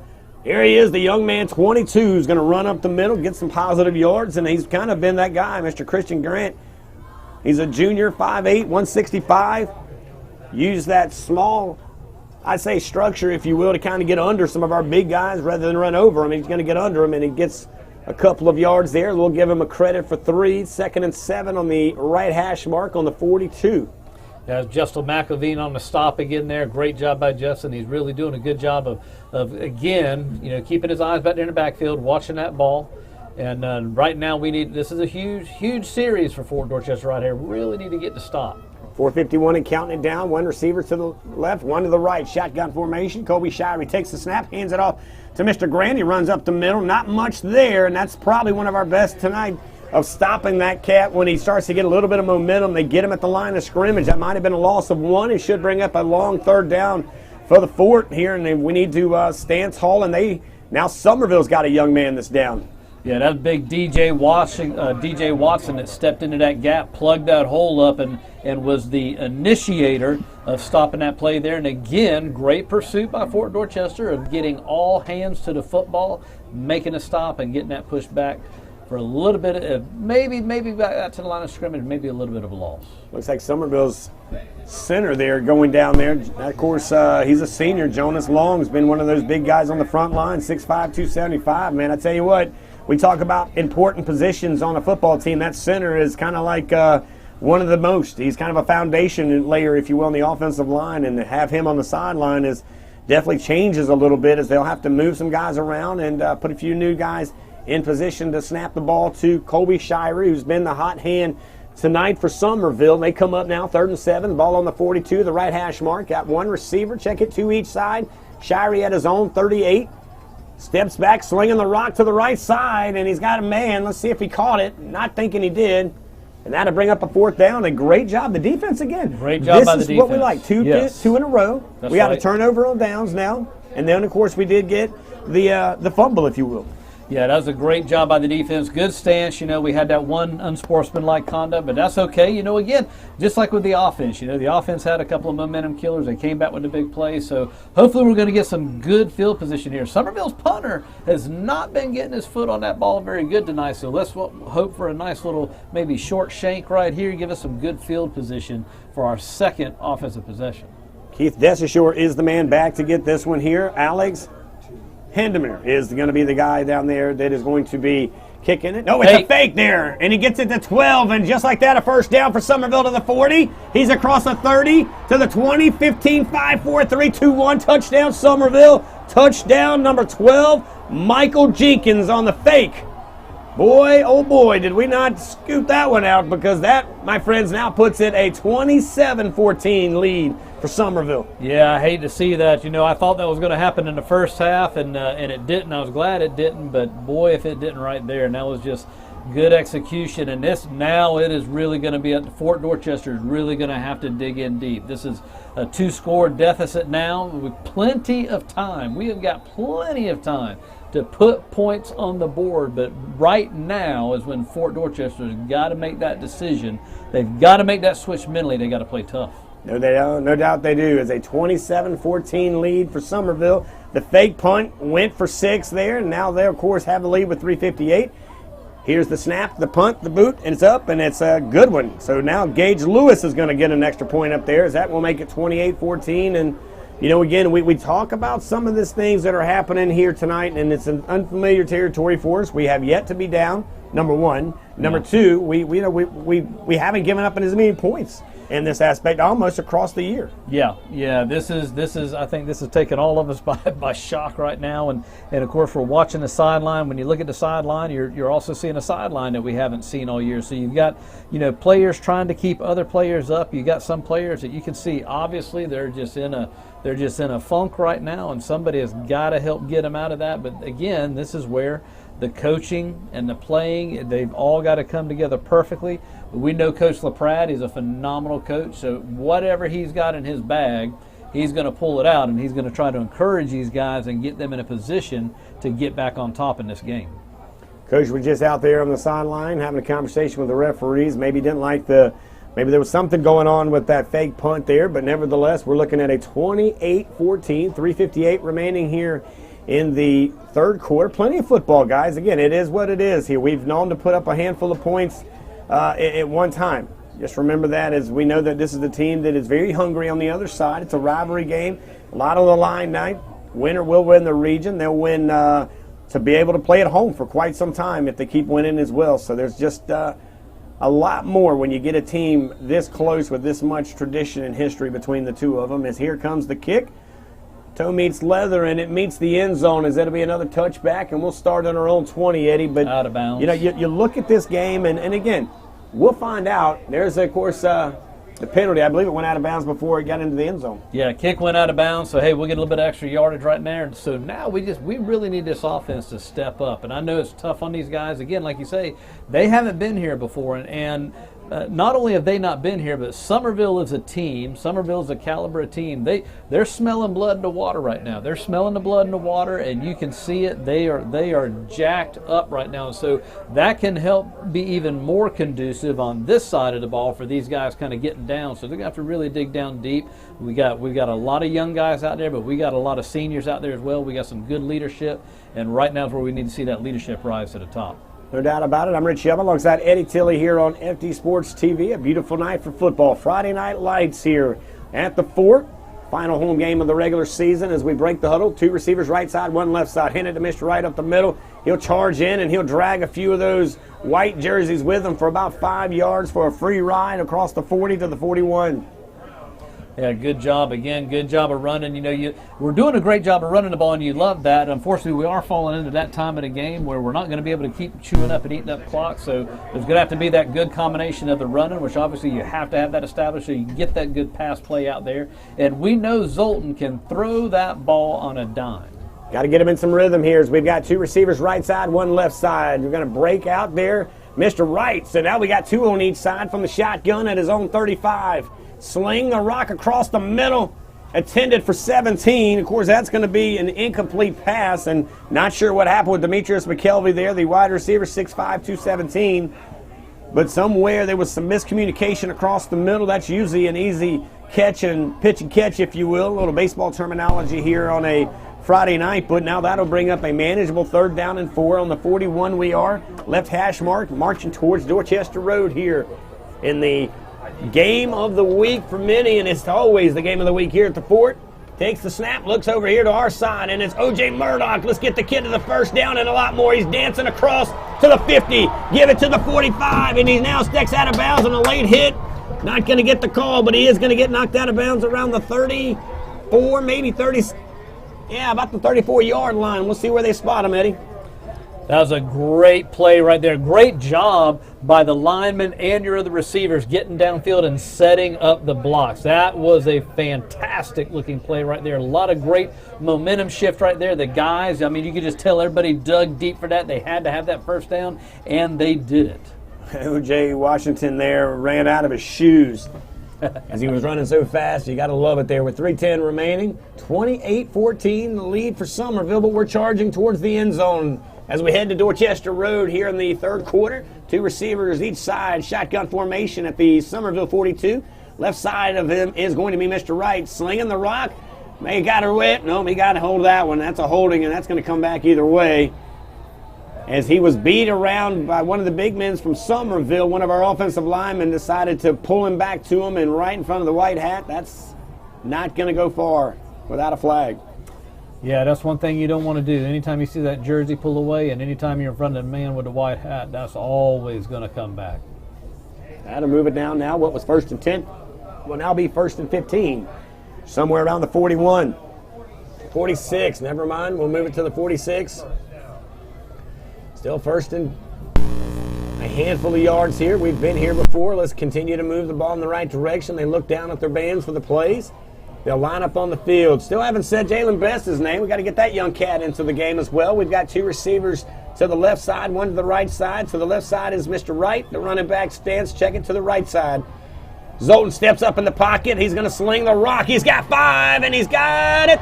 Did he catch it? Yes. I believe he did. Look at that. What a great catch. And I believe that. I think in the big leagues they talk about getting mossed. I think somebody might have got mossed on that play. I think somebody got desassured on that one. Yeah, no doubt. Watch him step up into the pocket there. You see him sling the rock. He wanted it more. He gave himself a tip drill, and he gets it for 1st and goal, and they'll spot the ball around the 8-yard line. Great job by Keith Desashore. Great job by Zoltan Osborne kind of putting it in the area. And again, all you got to do is give the young man a chance. We got a chance here with 2:34, 2 receivers left side, 1 right side. Shotgun, handed off to right. He's going to the left side. He's got some green pastures. He's got an end zone. He's got a touchdown. Touchdown under 23. And we're right on the board with Mr. Wright now. That'll make it a 20-28, pending the extra point, and that's, ladies and gentlemen, what we do here on a Friday night. We got a lot of football. I told you with 2:25 remaining in the third quarter. You got to get this car moving. You got to get it out of the garage, and that's the kind of thing we want to see here on senior night. You got to give it to a senior. Yeah, I tell you, you talk about cars and moving them down the road. It feels like the whole first half, the car was in the ditch. You know, you got 2 tires down in the ditch. You're trying your best to get that thing back up on the road. Now it feels like the car is getting back up on the road. We're getting some momentum. We're slinging the mud off of those tires, and now it's time to start our comeback. Good job there, Chase. Kennedy puts it up through the upright. That'll make it now 21-28, 2:25. And again, the second half has been a great job so far by our defense. Coach Bobby's done a good job adjusting to what Summerville has offered. We're penetrating that offensive line a lot more. Now remember, in the last series, their center did go down, so we need to keep over there and see if that young man comes back out on the field, because that does add a little different flavor to the situation. He's one of those anchored positions. He's a senior. He's a captain over there for the Greenwave, so that leadership being on the sideline definitely changes the dynamics. Yeah, and they moved one of their veteran offensive linemen, one of their starters moved to center, because we had the nice lily white clean jersey and pants was at left tackle after that center went out, which means either the left tackle or one of the other offensive linemen who were the starters moved into that center position. And when you watch that first snap, it was dead on. That's always the money, is to see what's going to happen with that first snap. He had it dead on, so they were prepared, they were ready for that. It'll be interesting to see. We'll look and see if that nice clean white jersey comes out this time, or if that center comes back out into play. Here we go now, the big man for the Ford getting ready to put it up in the air like he don't care. There's the boot, the kick, and towards the end zone. Is it? It just is coming back. Here he goes across the 10 to the 15. He now meets a ton of jerseys, and he's getting introduced to the other side. And we stop him. They finally... Oh, there's some extra activity there. So, again, the referees, at the end of the day, they have got to stop these plays before it gets to this point. They do, yeah. That whistle should have way been blown. Hey, good job as we wait to see how this all shakes out. Good job by the kickoff team. Last week we struggled with that kickoff team. We had one broke for a touchdown. We had another one that probably for a 40, 50-yard return, but this time there was nothing doing. Those guys were quick on that stop, quick to make the play. So let's see what we got on the. Looks like it's going to go against the Fort. That's going to get Summerville, but I mean, I'm not one of those guys that likes to pick on the referees. But my goodness gracious, in the first quarter, the second quarter, you're allowing these guys to play for 2-3 minutes after these guys are having forward progress here. And now you want to all of a sudden wonder why these guys are having some conversations. Well, you've set up the tone here in the second half. Again, we've got to do a good job to set up these young men into successful positions and opportunities here under the lights on a Friday night. They already know that this is going to be a heated conversation. This is one of the biggest rivalries in the state. This is the game of the week across the state in 5A football. Yes, it's a big game, and these guys, the officials, have to know that. They have to come in here and know they're going to have to do a little bit extra on the control side just to keep things under control. So hopefully they'll do that from this point moving forward. Here we go now, 2:18 remaining here in the third quarter. Check it down, the 28, 1st and 10. You hear the noise in the background. Take the snap, and they got their whistles blowing. This should be a dead ball on Summerville. Should move it back a few yards, but we're not going to harp on it. We'll live to see another play in another day here, as it is senior night. We trail only now by 7. A great pitch and catch and the tip drill there by Desashore. That put us in a scoring position. And why not give it to another senior, Mr. Wright, as he ran it right down the left side and into the end zone. 1st and 10. They didn't do anything here. It looks like they didn't even move the ball, and for some reason it was a restart. You hear the crowd in the background. I love it. It's a Friday night at its best here on FD Sports TV. I'm Rich Yum alongside Eddie Tilley, and that's Clinton Robinson Sr. trolling the sideline, looking for a story with 3 receivers to the left, 1 to the right. Shotgun formation. He rolls out. He hands it to 18. We got a hand on him. Didn't get any much after that. A big-time run that's going to give him now some positive yards, and I'm a little confused because it was 2nd and 15. Yeah, Jaden Gardner on the stop right there. Good job again. Another out in the open field tackle. I'm not sure exactly what went on that play before there with the penalty. Yeah, because now it's 3rd down. I apologize for that, guys. A little bit of commotion as these referees are trying to put it together here. 3rd and 6, ladies and gentlemen. This is on the 32 on the right hash mark. The Greenwave marching towards the scoreboard. You listen to the crowd. The stadium is rocking with 3 receivers left side, 1 to the right side. Quarterback shotgun formation. Here comes the defense. They got some heat. They get it around, and it's in the hands, and no, it's going to be a first down. Flags on the play, so the holding call should be back to the line of scrimmage, and they'll do it again. Yeah, that play should be coming back, like you said, drop back there in the backfield, so that should be a holding call. And it is. Yeah. It will be coming back. There we're going to add another 10 yards, so we'll be looking at 3rd and about 17. 52 seconds remaining here in the 3rd quarter. We trail 28-21. I don't know about the buses that are rocking when they're coming in. I've never been on one, but I can tell you the press box is rocking here on a Friday night under the lights in the 3rd quarter. Yeah, the press box is rocking, and I think the crowd could kind of sense their team was needing them, and they needed that extra man up here in the stands to start making some noise. They've done it, and it's really helping out the defense. Here we go now, 3rd and long. They spot the ball on the 17 of their own. 3rd and 21 on the right hash mark. Summerville marching towards the scoreboard. They break the huddle. 1 receiver right side, 3 receivers left side, and it's number 22 hanging out with Kobe Shirey, Christian Gant. I don't see these guys running the ball, but you never know with Kobe Shirey and those wheels he's got. There's the snap. He pulls up and he's introduced. No, he's not. He fooled me and everybody else, but it doesn't matter because he didn't fool our line as they stopped him there for only a short gain. That'll bring up a long 4th down, and we'll get the ball in really good field position. Yeah, it's number 22, Justin McElveen, stepping up there and making that play. A good job by Justin of reading that play. Like you said, that quarterback's good. He's very good at that handoff, and it's very hard to make that read, especially when you're down there on the field level. But Justin McElveen played his assignments right there and made the stop. Just like that, ladies and gentlemen, we've played 3 in the books. It's the 4th quarter, but let's now go down to the sideline with Clinton Robinson, Senior. Clinton, what's going on, big guy? Give me an update, buddy.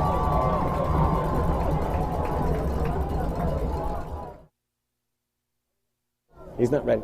Here we go. Now we're going to stay up here. I got my eyes on Clinton. Unfortunately, we weren't able to get to him there as we were trying to catch up with him to get an update on some of the scores in and around the big game here tonight. It is the Fort. It is Summerville. It's the region. It's all on the line tonight. You got a lot more than just a region championship if you get a dub here in a game of the week with 2 powerhouse, big Power 5 teams getting after it. The band's in the stands. The fans are in their feet. And we're heading down to the sideline with the man down there, Clinton Robinson. What's up, Clinton?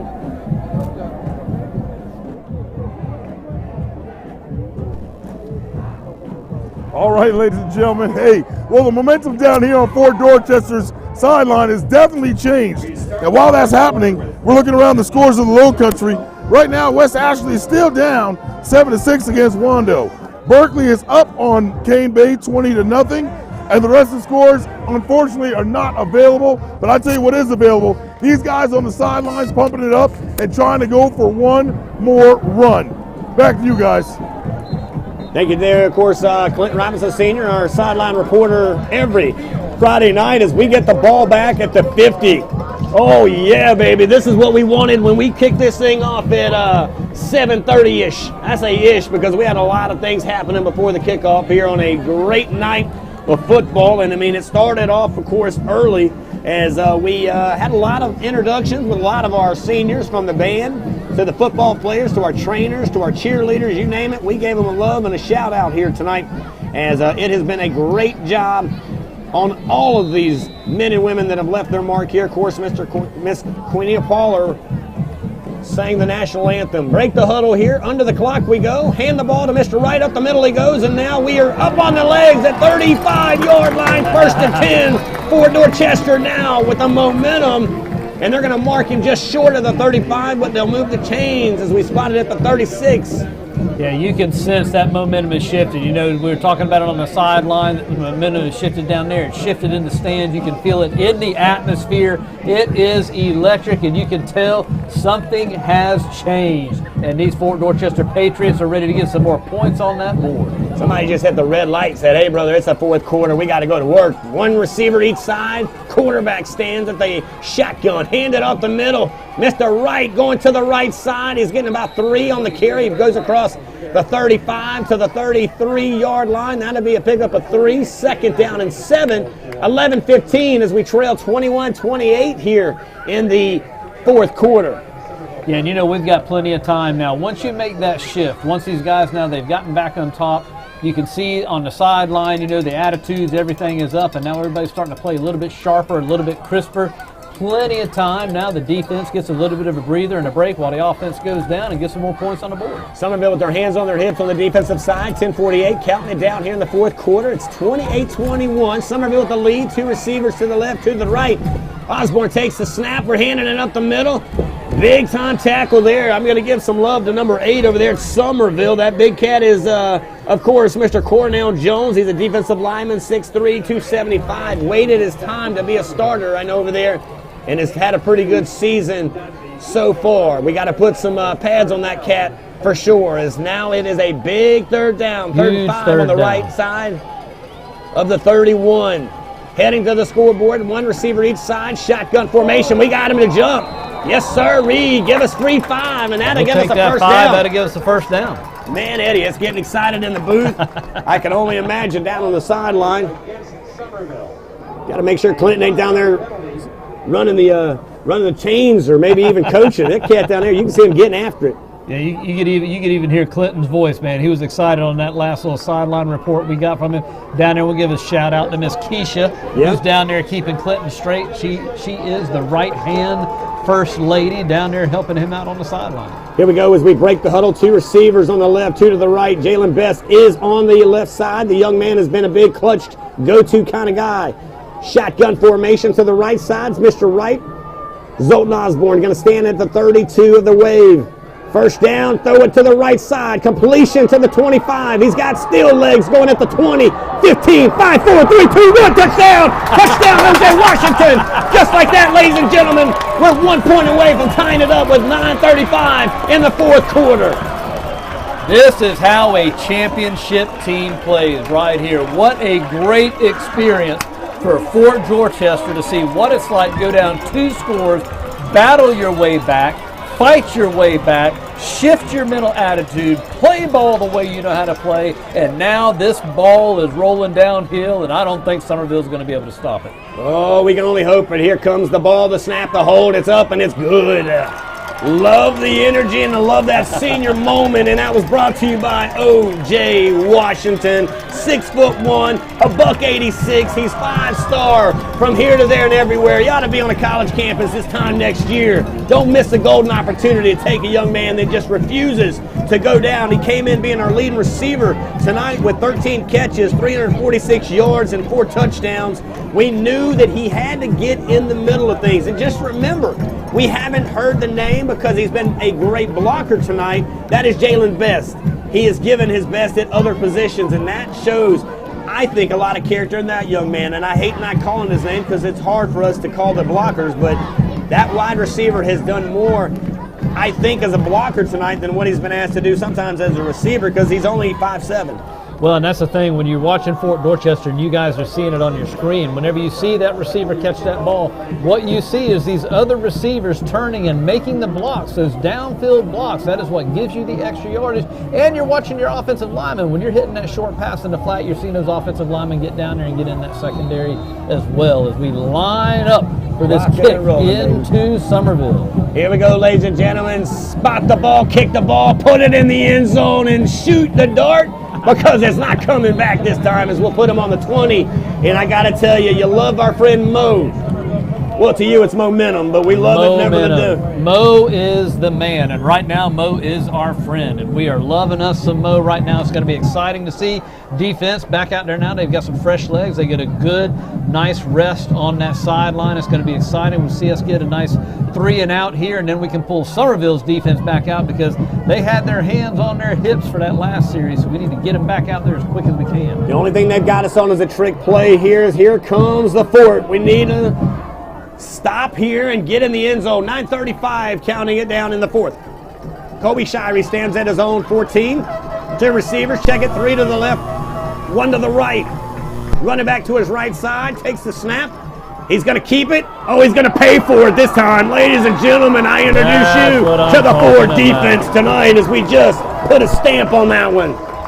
That was a great play. Number 90, DJ Watson, right up the middle. Was not fooled by that play. He was there to wrap that young man up and take him to the ground. Take him down and all around with 9:13 and counting it down in the fourth quarter. They have the ball. Summerville, 2nd and 12 on their own 18 on the middle of the field as they're heading to Dorchester Road. We're going to put a roadblock up somewhere to keep that from happening. 2 receivers each side, man in motion. Here he comes, number 5. Is he going to pull up and throw it? No, he's going to run with it. Make him pay. He goes out of bounds around the 23. They're going to give it at the 21. That's a big-time 3rd down coming up. Yeah, and that was a great job by the defense on the coverage here. As you can see, he wanted to pull up and throw that ball, but our corner down here on this side had great coverage. He had his man locked down. That ability wasn't there. That was number 25, Cameron Jones. Great job on the coverage. Forced that young man to try to run the ball and sets up a 3rd and long. 3rd and 8. You hear the rocking and rolling here at the Ford. Senior night 2020 is in effect here as we trail. No, excuse me. We're tied up at 28-28, 8:53. Break the huddle. 3 receivers right side, one to the right side, 3 to the left side. Running back stands to his right side, and they're going to call timeout. Man, I got to tell you, they had got to slow down something if you're Summerville, and the best thing you could do is a cadence call, trying to get them off sides. They didn't get it. Coach Rafferty over there for Summerville thought about it and said, let's think about it a little more. Yeah, and you can see great discipline on the defense right there. All right, let's head down there to Clinton. Clinton, you got any updates, buddy? All right, ladies and gentlemen. Well, the momentum has definitely changed down here on the sideline. 28-28 is what we have going towards the end of the 3rd quarter. Right now, the scores around the low country are still the same on the 2.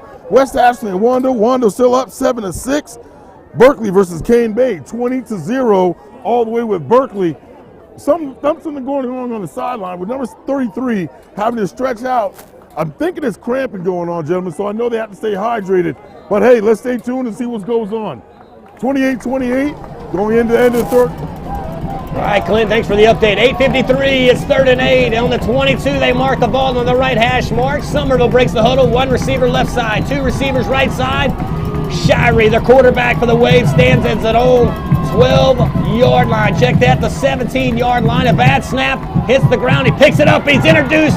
He's to the right side. He's got some heat. He's introduced to the ground. And like that, the ball is out. Let's see if we get it. We do have it. And it's a turnover right there, just like that, ladies and gentlemen. 1st down for Dorchester on the, I believe, 12-yard line with 8:37. What a great job of penetrating the front line of that offense and not giving up on that play. Some of our big dogs decided to go on a hunt, and they found a football, and just like that, it's ours with 8:37 remaining, all tied up at 28. That was some great play right there. Big, huge defensive play, great pursuit. You can feel this momentum has shifted. Now the offense is out there. We've got fresh legs. This is turned into one heck of a ball game. Yes, sir. Friday Night Lights at its best, but 3 receivers right side, 1 left side. Zoltan Osborne, the general, stands at the shotgun. Man in motion is Dessus Shore. Hand it, throw it. Dessus Shore to the 15, 10, 5, 4, 3, 2. Looking for a score, and we're just shy, but we do have a flag on the field hanging out somewhere around the 7. That's going to be a holding on number 17 for Fort Dorchester. He got a little bit overzealous with the block in there and got some jersey up in his hands, and so that's going to be a holding call. It's going to come back. Yes, sirree, and he knew it was him as he was already kind of talking to the coaches so he can kind of ease it up a little bit. I got to tell you something. The one guy that gets hit more than anybody on these penalties is Mr. Dessus Shore. That cat's in the end zone a lot of times, and next thing you know, he's just a bit short. And I probably should go back and look because I'm pretty sure that was Dessus Shore. That wasn't Best coming around, was it? Yeah, that was Dessus Shore. Okay. All right, let's reset the ball here. It is going to be a 1st down still. We'll move it down there somewhere around the 18-yard line. Left hash mark. We're running in towards the scoreboard. We're looking for the lead. Hadn't seen it since the 2nd quarter, but that's all right. Looks like it might be available here for sale in the 4th. Under 8:30. Osborne catches, no, he's hit early. And Again, he Yeah, a threw it little into bit of a fire break there. we got on that holding call there because it was that receiver downfield. Then the 10 yards gets marched off from the point of the penalty. So at least instead of a 1st and 20, we're looking at a 1st and 15 now, 2nd and 15. And again, you know, this is football. This kind of stuff happens. You have those mental mistakes that happen. Right now, you've got momentum on your side. You are in the red zone, so just do what you know how to do. Here we go now with 8:24 remaining in the fourth quarter. It's 28-28. Handed to Mr. Wright up the middle. He's chopping, he's stumping, he's in the end zone. Give it to him, 6, baby! Just like that, we take the lead with 8:19 in the fourth quarter. 34-28. The senior does a senior thing and gets this in the lead for the first time since the second quarter. That was some fantastic football right there. You could see that young man, he wanted that touchdown bad. He started going down, and as he went down, he just lunged forward, stretched forward, broke that plane with that football. Great blocking up front, great running. Now let's just put that one extra point on the board, and let's get out of here with a 35-28.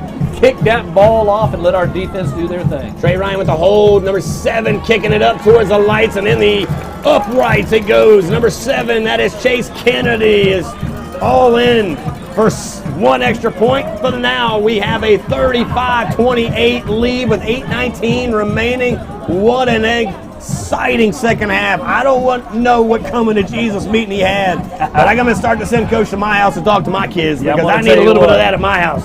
There was certainly an attitude adjustment, and those boys, they responded, and they responded well. Man, I tell you what, I don't want one of those meetings, that's for sure, as we live here on FD Sports TV, giving you what you want, and as they say, and remember the Titans, give me some more. Looking for some of those points on the scoreboard here as we are up 35-28, 8:19 remaining in a beautiful night. As, man, I got to tell you again, Summerville has brought all that we can handle tonight. You got to give love and appreciation when you see competition. You do. You got to give it to the players, and you got to give it to the coaches. Obviously, the coaches watching a lot of film, they found some things they felt like they could exploit. They did. Their players have played hard. Their players have played tough. Game's not over yet. It's a one-score ball game, but momentum is definitely on the Fort side. Let's see if we get the shot, and it is in the end zone. Yep, blow that one down, throw up the sign, and let us know what time it is. It's number 46, Mr. Guzman, has another big-time kick in the end zone, not returnable, and that will bring out by 1st and 10 on the 20, and we just need to get the ball back. And, hey, if it ain't broke, don't try to fix it there, Coach. Let's keep doing what we're doing. Let's do what we're doing. Let's get a 3 and out. The defense right now is playing extremely great assignment football. Those guys are shutting down the middle of the field. They're taking out that option for the quarterback of running it back up the middle. They're forcing him to either give or take the sack. And so that's what you want to see out of your defense. These guys are fired up. So let's see what they can do on this first down play. Let's wait and see what we do here. Summerville breaks the huddle. 1 receiver right side, 3 to the left side. Shotgun formation. Colby Shirey stands as at on 15. He hands it off. Nope, pulls it out to Grant. Good blocks there by Summerville. Some leg power coming across the middle. We got to figure a way to get off our blocks there and wrap them up. Looking for some of our guys on that right side of the linebacker core to kind of play that assignment, play that side a little bit, because they won't get that first contact there, Eddie. So they should be allowed to get to him a little quicker than maybe some of the guys on the front wave. Yeah, like you said, they've got to get off of those blocks. They've got to move a little bit quicker to do that. Hopefully they can make that adjustment. We'll see what they do here on this first down play. Hey, we said it at the beginning. Coach and I had the conversation. It takes 1 to win. That's what we need with 3 receivers right side, 1 left side. Giving it to the young man, the running back, as we were able to seek that one out. Number 33 on the tackle for the Ford is Kawan Wright, a senior, having another senior moment. Of course, they gave it over there to their big running back tonight is Jalen Ingram, 5'8", 190. Start to kind of look around here, and with 7:34, clock management is going to become the conversation here tonight. Yeah, it is. You know, if you're on the Summerville side right there, you know this is a 2-score ball game. So, again, they're thinking they can't let too much of that clock get eaten away. They've got to get a score in to tie it. If you're the Fort, you want to shut this down with a 3 and out. 3 receivers right side, 1 left side, across the middle, and he's almost picked off, and the big dog, I'm telling you, the kid laid out some hits last week and about got him a hit this week, and that's number 20, Khalid Gatson, senior defensive back, 6 foot, 214. Yeah, and that's a little bit of a telling play right there because this quarterback's been showing some great judgment, some great being able to read the defense, but that time there was nothing there. I'm not sure why he threw that ball. There was absolutely nothing there, so could be a sign that he's getting a little rattled himself back there in that backfield. We'll see as he's facing a 3rd and 9. Here we go now, break the huddle, 3 receivers right side, 2 to the left side. They got receivers wild with the running back to the right side of Colby Shirey. Takes the snap. It's going to go up, and it ain't going forward. Ladies and gentlemen, it's a turn of a 4th down, and like that, they don't even get back to the line of scrimmage. And what has worked in the first half, ladies and gentlemen, I introduce you to our defensive coordinator. He's the real deal here as he's adjusted our defensive well. Yeah, he's done an amazing job. I'm just watching a little bit of what's going on the far side there. I see some Summerville guys trying to rattle our guys, and you do not want a flag. There goes the flag. You do not want an unsportsmanlike here. Hopefully that goes against Summerville. They were absolutely baiting. We had some of our guys trying to pull our other guys out of there. That is a bad mental mistake. But again, I still look at these referees, and again, I don't like to do this, but if I get so frustrated when you take the discipline of a referee. His job is to allow these things to happen. And it's going to go offsetting, so it doesn't matter. There you go. But let's get that whistle blowing a little bit early there, Rev. Let's help these young kids out. Not only blow the whistle had been blown. There was a lot of G-jawing, and they have got to step into moments like that and break that up. You had more players on the Summerville and Fort Dorchester side in there trying to break it up than you did referees. And so I normally don't say anything about the referees. Nah, these guys do a great job. Got to step in there and break that kind of stuff up. Well, we just have to allow these guys, let's set them up to be successful. There's a lot of energy. There's a lot of emotion. This is a rivalry. They're playing for the region. They're playing for position in the playoffs. There's a lot going on. And not to mention, these kids are in a very weird situation. Some of them have been at home all week. That's right. Here's the snap, the punt.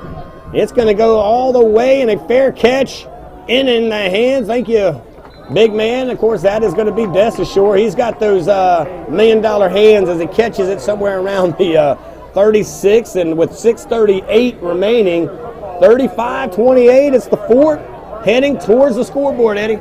Yeah, now here's what we want to do. We want to just give Mr. Wright the ball, just let him churn those legs, churn some time off of that clock. Let's just go ahead and take a nice, easy, smooth march down the field, get another 7 on the board, put a nail in the coffin, so to speak.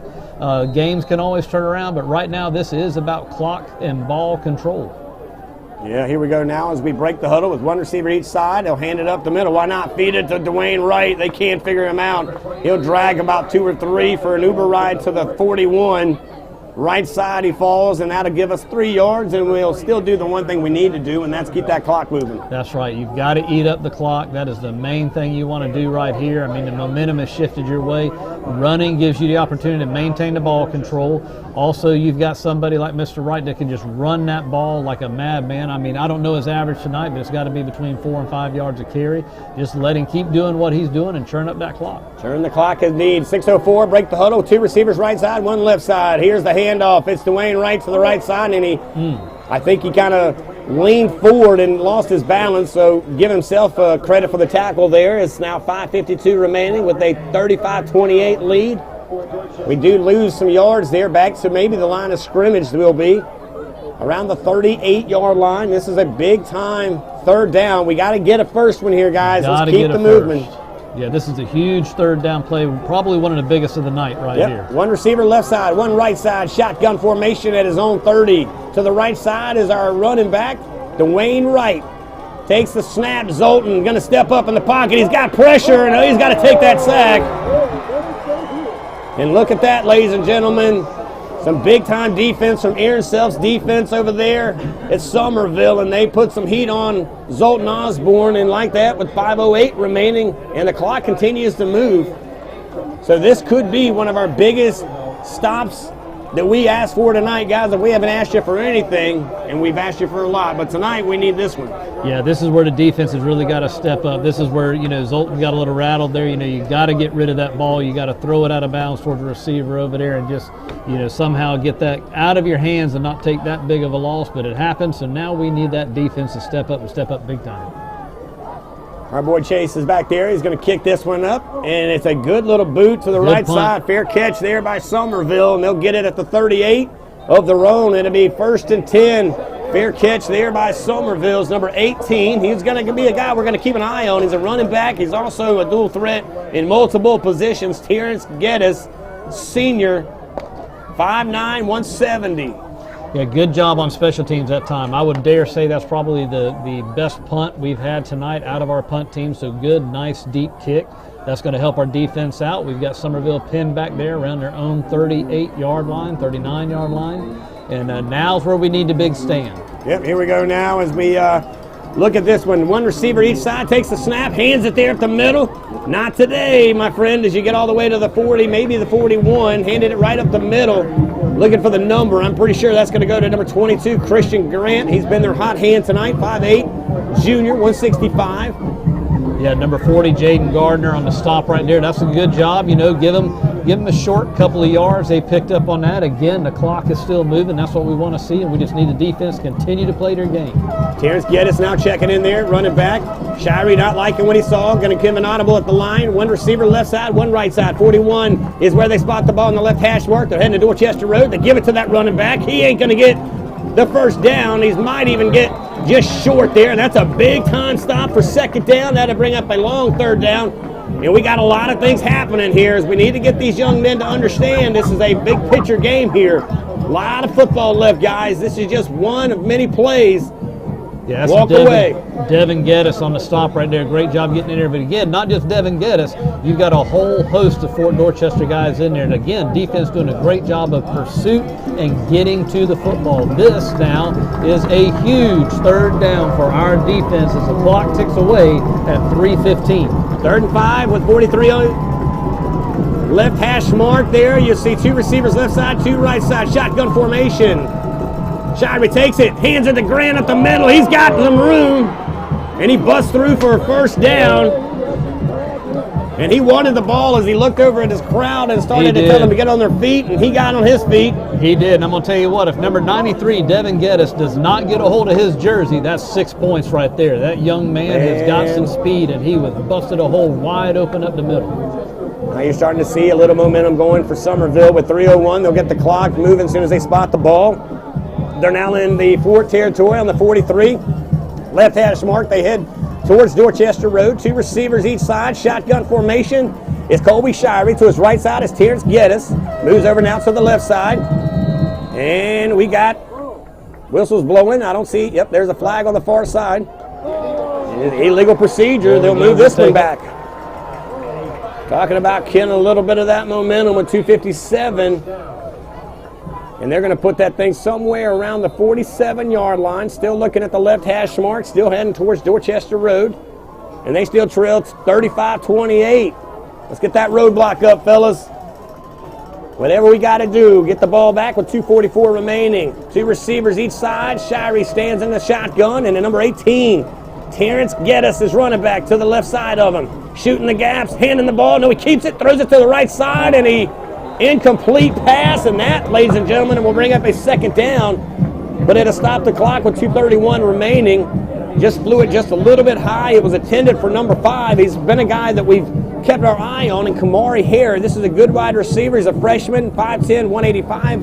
Eddie's been a game changer for him, but tonight we've kept him quiet. Yeah, and you can credit Jaden Gardner with that play right there being busted up, because Jaden came sprinting from the linebacker position into that gap. Now, he didn't get a lot of penetration, but the quarterback saw that, recognized it, caused him to hurry up his throw a little bit and overthrow the ball. 2 receivers right side, 2 left side, 48-yard line. They'll spot it on the left hash mark. Shotgun formation. Hand it off the middle. He's not going to even get back to the line of scrimmage. Still a lot of pushing going on there. Great job by our guys. Pick up your hands and walk away. We got another play coming up with 2:20 remaining. Yeah, again, I said it just a minute ago, but again, we're in the same spot. You know, here you are, you're at 3rd and 12, 3rd and 13, and this is a huge 3rd down play as the clock is ticking away. We're getting down close to the 2-minute mark. We just want that clock to keep on moving. We don't want overtime. We just want to go ahead and get out of here with a W. Oh my, 2 minutes, we're underway here. The 2-minute drill, we're up 35-28. Spot the ball on the 46, left hash mark. 2 receivers left, 2 right, going to the right side, and no! They're not going to even give it to him. It was intended, I believe. looking for the young man's number there as he's turning around and having a conversation. It was intended for number 83, Christian Collin, a senior wide receiver, 5'9", lost his footing there. And 4th and 13. I think you got to go for it if you're on the other side, no doubt. If you're Summerville, you have to. I mean, you've got absolutely nothing to lose. You've got to go for it here, and you got to go for that first down. You know this, and that's what the defense has got to be thinking. You got to be paying attention if you're those defensive backs. You don't want to get beat deep, but if you're Summerville, you just need that extra set of downs. Extra set of downs. 4th and 13. Spot the ball at the 46-yard line. Left hash mark. 2 receivers left, 2 right. Heading to Dorchester Road. Takes a snap. Looking to the left side. You got anybody? Out of bounds. I don't think he got it.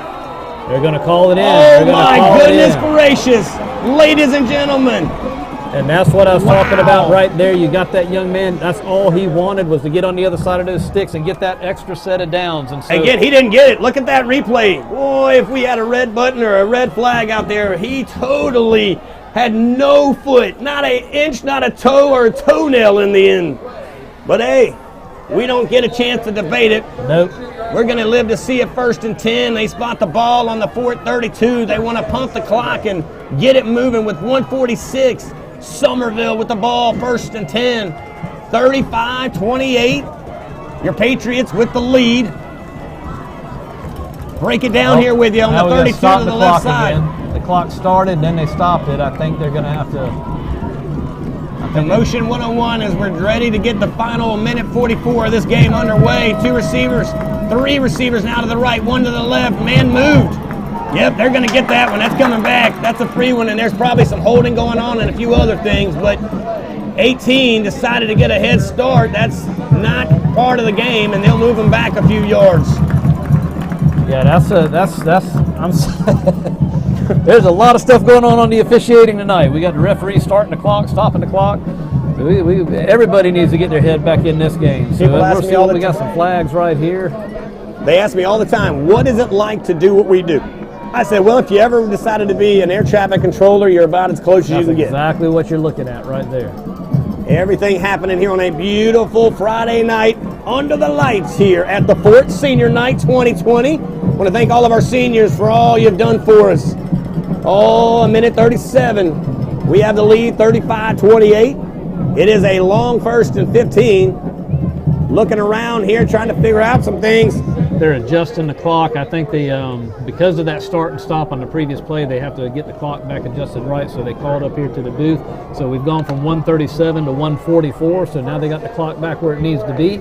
That was a inadvertent start by the referee, not our clock operator. He just 3 wide receivers real quick. Eddie to the right, 1 to the left here. Shotgun formation at the 42-yard line. Right side is the young man that's kind of been their hot hand, the running back. They they gave it to him, but he wishes they didn't because he didn't give it back to the line of scrimmage. But I tell you what, they gave it to Christian Grant. He tried to get a little bit and maybe got back to the line of scrimmage, and the clock continues to tick and tock as we now go to 2nd down. They spot the ball fast with 2 receivers to the nope, they'll move another one over to the right side. 3 to the right, 1 to the left. Shotgun. He's going to the left side. Throw it up. Turn around. Get the ball. He's out of bounds. Out of bounds. I believe they're gonna give it to him again. There is wow. No way. Let me look at it here. Let's go to the replay here. As we're gonna look over back at this play. But I got to tell you something. We got to figure it out. We'll get there. They're not going to show the replay. We were hoping they would there, but nope, not going to happen. Is they're going to quickly move this one down. Timeout. We got a timeout. Timeout, Fort Dorchester.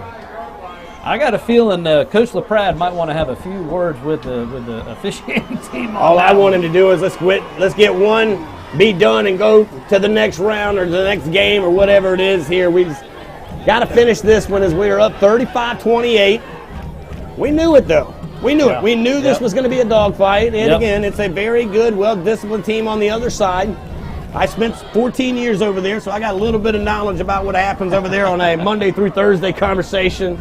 Got a lot of respect for those guys, I will say that. Absolutely. 14 years of great memories, made a lot of great friends, and the Lord told me, hey, time to move around the cabin, so here I am and happy to be at the fort tonight. But I will say you guys have done a great job bringing the wave over to the fort tonight. The crowd very well represented.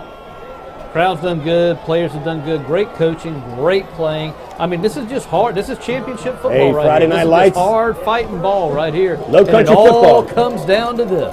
1st and 5 on the 5. They spot it on the left side. 3 receivers right side, and they'll now have 1 to the second to the right side. 3 right side, 1 left side. Shotgun formation. Watch out for Colby Shirey and the wheels. Let's see if he unlocks the wheels and he gives it to the running back, and he's going to get close. But no, he's not going to get in. This is the time, guys. We have got to stand up and really put shoulders, pads, helmets, you name it. You got to show it here as we have the lead under a minute, 35-28. Coming up, if regular time permitting here, we will, of course, give you the ups and downs and all arounds of the coaches, how they felt about tonight. The snap, the handoff up the middle. I don't think he got it. Nope. And that's going to bring up a huge 3rd down. The clock continues to stop. Timeout, Summerville. A lot of commotion, guys. We're going to reset here with you with 35.6 on the clock. Your Good Patriots job by here, the defense. 35-28. Should be what, 3rd down, I believe now, Eddie? Yeah, good job. Yeah, that was 2nd down there. Should be 3rd down. There we go. 3rd down and 3 as 3rd down and goal. Obviously, they're on the 3-yard line. Good job by the defense. Right now, we've got a good goal line stance going. And, of course, probably, obviously, this is 2-down territory, so probably my hunch would be we're going to see some type of dive in the middle and then something over the top trying to hit maybe that big receiver and the fade to the corner. I mean, that's what you're going to be looking for. So this is a huge play right here. I'm sure that the coaches are giving all their positional players that same advice. Hey, we got to plug the gaps on the line, and you DBs, you cannot get beat on that fade to the corner. So we're going to see what happens when Summerville comes out here. This is a huge play right here for the Patriots. Looking at the timeouts, I believe Summerville with 1. Your Patriots with 2, 35-28. Spot the ball on the 3, 3rd and 3, 3rd and goal. Heading to Dorchester Road, the Wave have 3 receivers to the right, 1 to the left. Mr. Gannis to the right side of Colby Shirey. He stands at his own 10-yard line looking to get that momentum. They're looking like they think he's going to the right side. Colby Shirey keeps it. He's going to get in the end zone, and oh my goodness, with 31 seconds, Colby Shirey put 6 on the board, and that will now take it to a 34-35 football game, and we'll give you the rundown if it comes down to it for overtime. I got it right here in front of me. Boy, oh boy. This is something, so it'll be interesting to see if you're Summerville right here. Hopefully, they're going to kick that and go for the tie, I would think.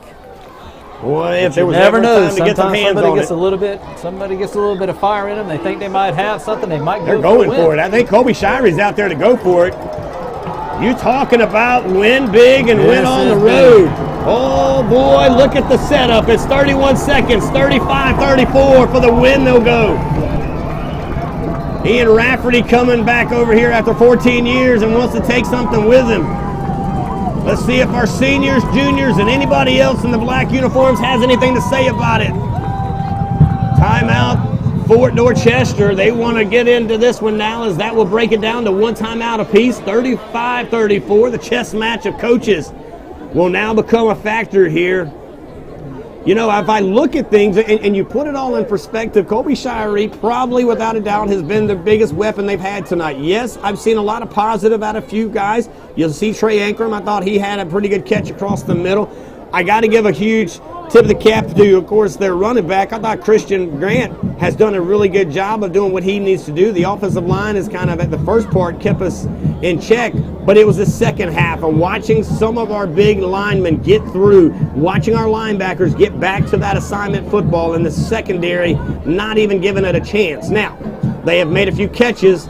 I'm not a referee. It's out of my pay grade to look at it on the other side, but we do have instant replay, and it looked also on one-sided, but we can't worry about that. We will worry about a 31-second clock, 35-34. Summerville trying to go for the win as it's on the 4-yard line. Check that, the 3-yard line. They are going with 2 receivers. Nope, 1 receiver to the right side, 1 to the left side, and for the win they go, or at least for the lead with 31 seconds. Here it comes to this side. They're going to throw this one up. It's no good. No good. No good. They No went good. for it and they did not get it. And if I'm not mistaken, ladies and gentlemen, that's the Spivey special. We saw that 2 years ago. You fooled us once. Shame on us or shame on you, but this time there ain't no shame because the game is now 35-34 with 31 seconds.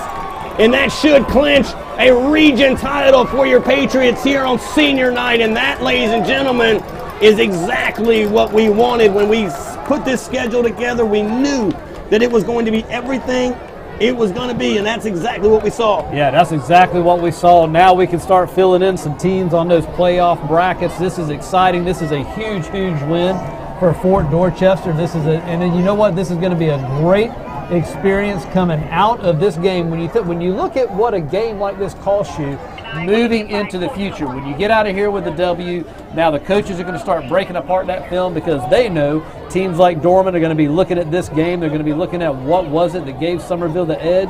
And so this is going to be a very, very crucial game moving forward. It's going to give Fort Dorchester a lot of opportunity for growth moving into the playoffs. The biggest thing it's going to do is it's a huge win for these players of coming back from being down 2 scores and having the mental fortitude. They've got the talent, they've got the size, they've got the talent, they've got the ability and the agility. They just had to overcome that mental frustration and that thing that can get on you, and they shook it off and they came back. So this is going to be a big momentum builder moving into the playoffs. We got right now the onside kick is going to become a factor here. You talked about Dorman, but it ain't Dorman they need to worry about. It's River Bluff that's probably going to be getting the first opportunity at the Fort in about 3 weeks, but we got more football here with 31 seconds.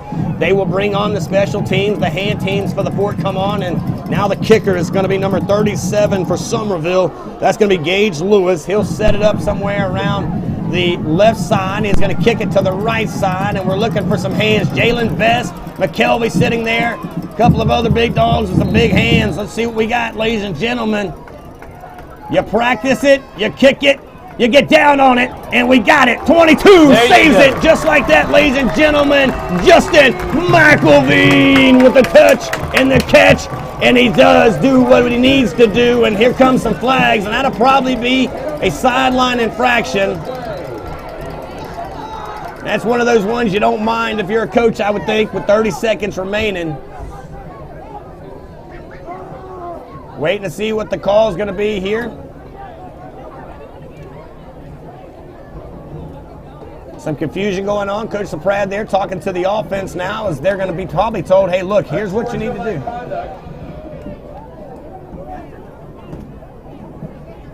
And they're going to go unsportsmanlike conduct on Fort Dorchester.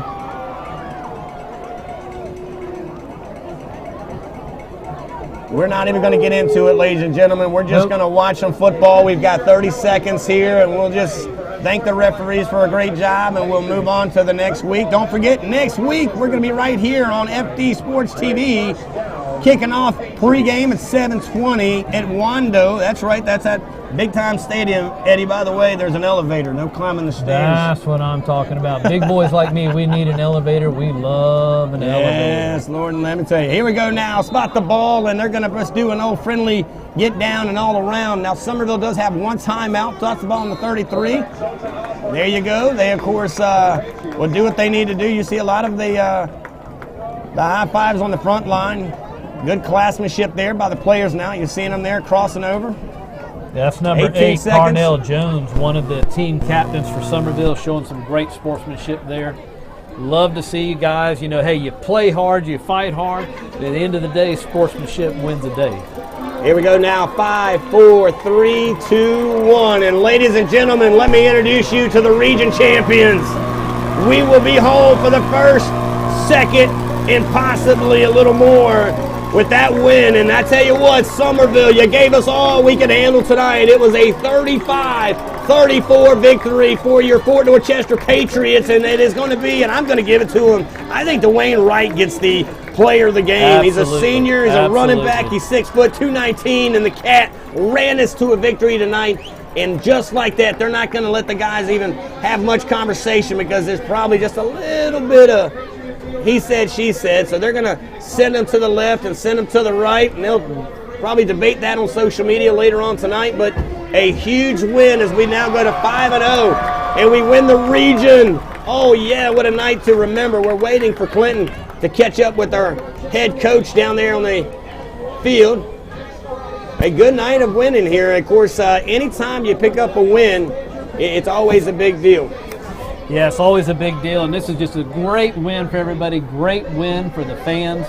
You know, looking forward to these next couple of games, and do encourage you guys, join us right here on FDTV as we go to Wando. No need to make that travel, you know, all the way over there to Mount Pleasant. They're going to limit the tickets because that's Charleston County, so there's not going to be a whole lot of tickets available. We'd love to have you join us, and we'd love to have you be one of our sponsors and get your stuff out there on the screen as well. So right now, all right, gentlemen. Well, listen, we're going to go down. Heard from the head coach right there. A lot of things didn't go their way, but hey, they finished off pretty strong.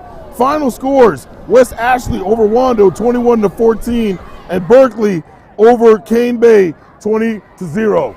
Thank you, gentlemen. Back to you. All right, guys, there you go. Well, just like that, boy, we played 4 quarters of football for 3.5 hours, and it came down you know what? to You 1 did say point. 20. What'd you 1 say? point there. As we end up with the big win, but we win the region with the win tonight. We'll be home for week 1 and week 2. We'll wait for the rest of it, but we got to win them as we get them. And next week, we're going to be heading right there to Wando High School. If you can't make it, no worries. We'll bring the game to you right there in your living room. So you, of course, follow us here in just a minute. Until next time, guys, I'm Rich Yeoman. That's Eddie. And I, of course, want to give the man down on the field, Clinton Robinson Sr., all the love in the world. Good job tonight, guys. Big win, 35-34. Have a good weekend, guys.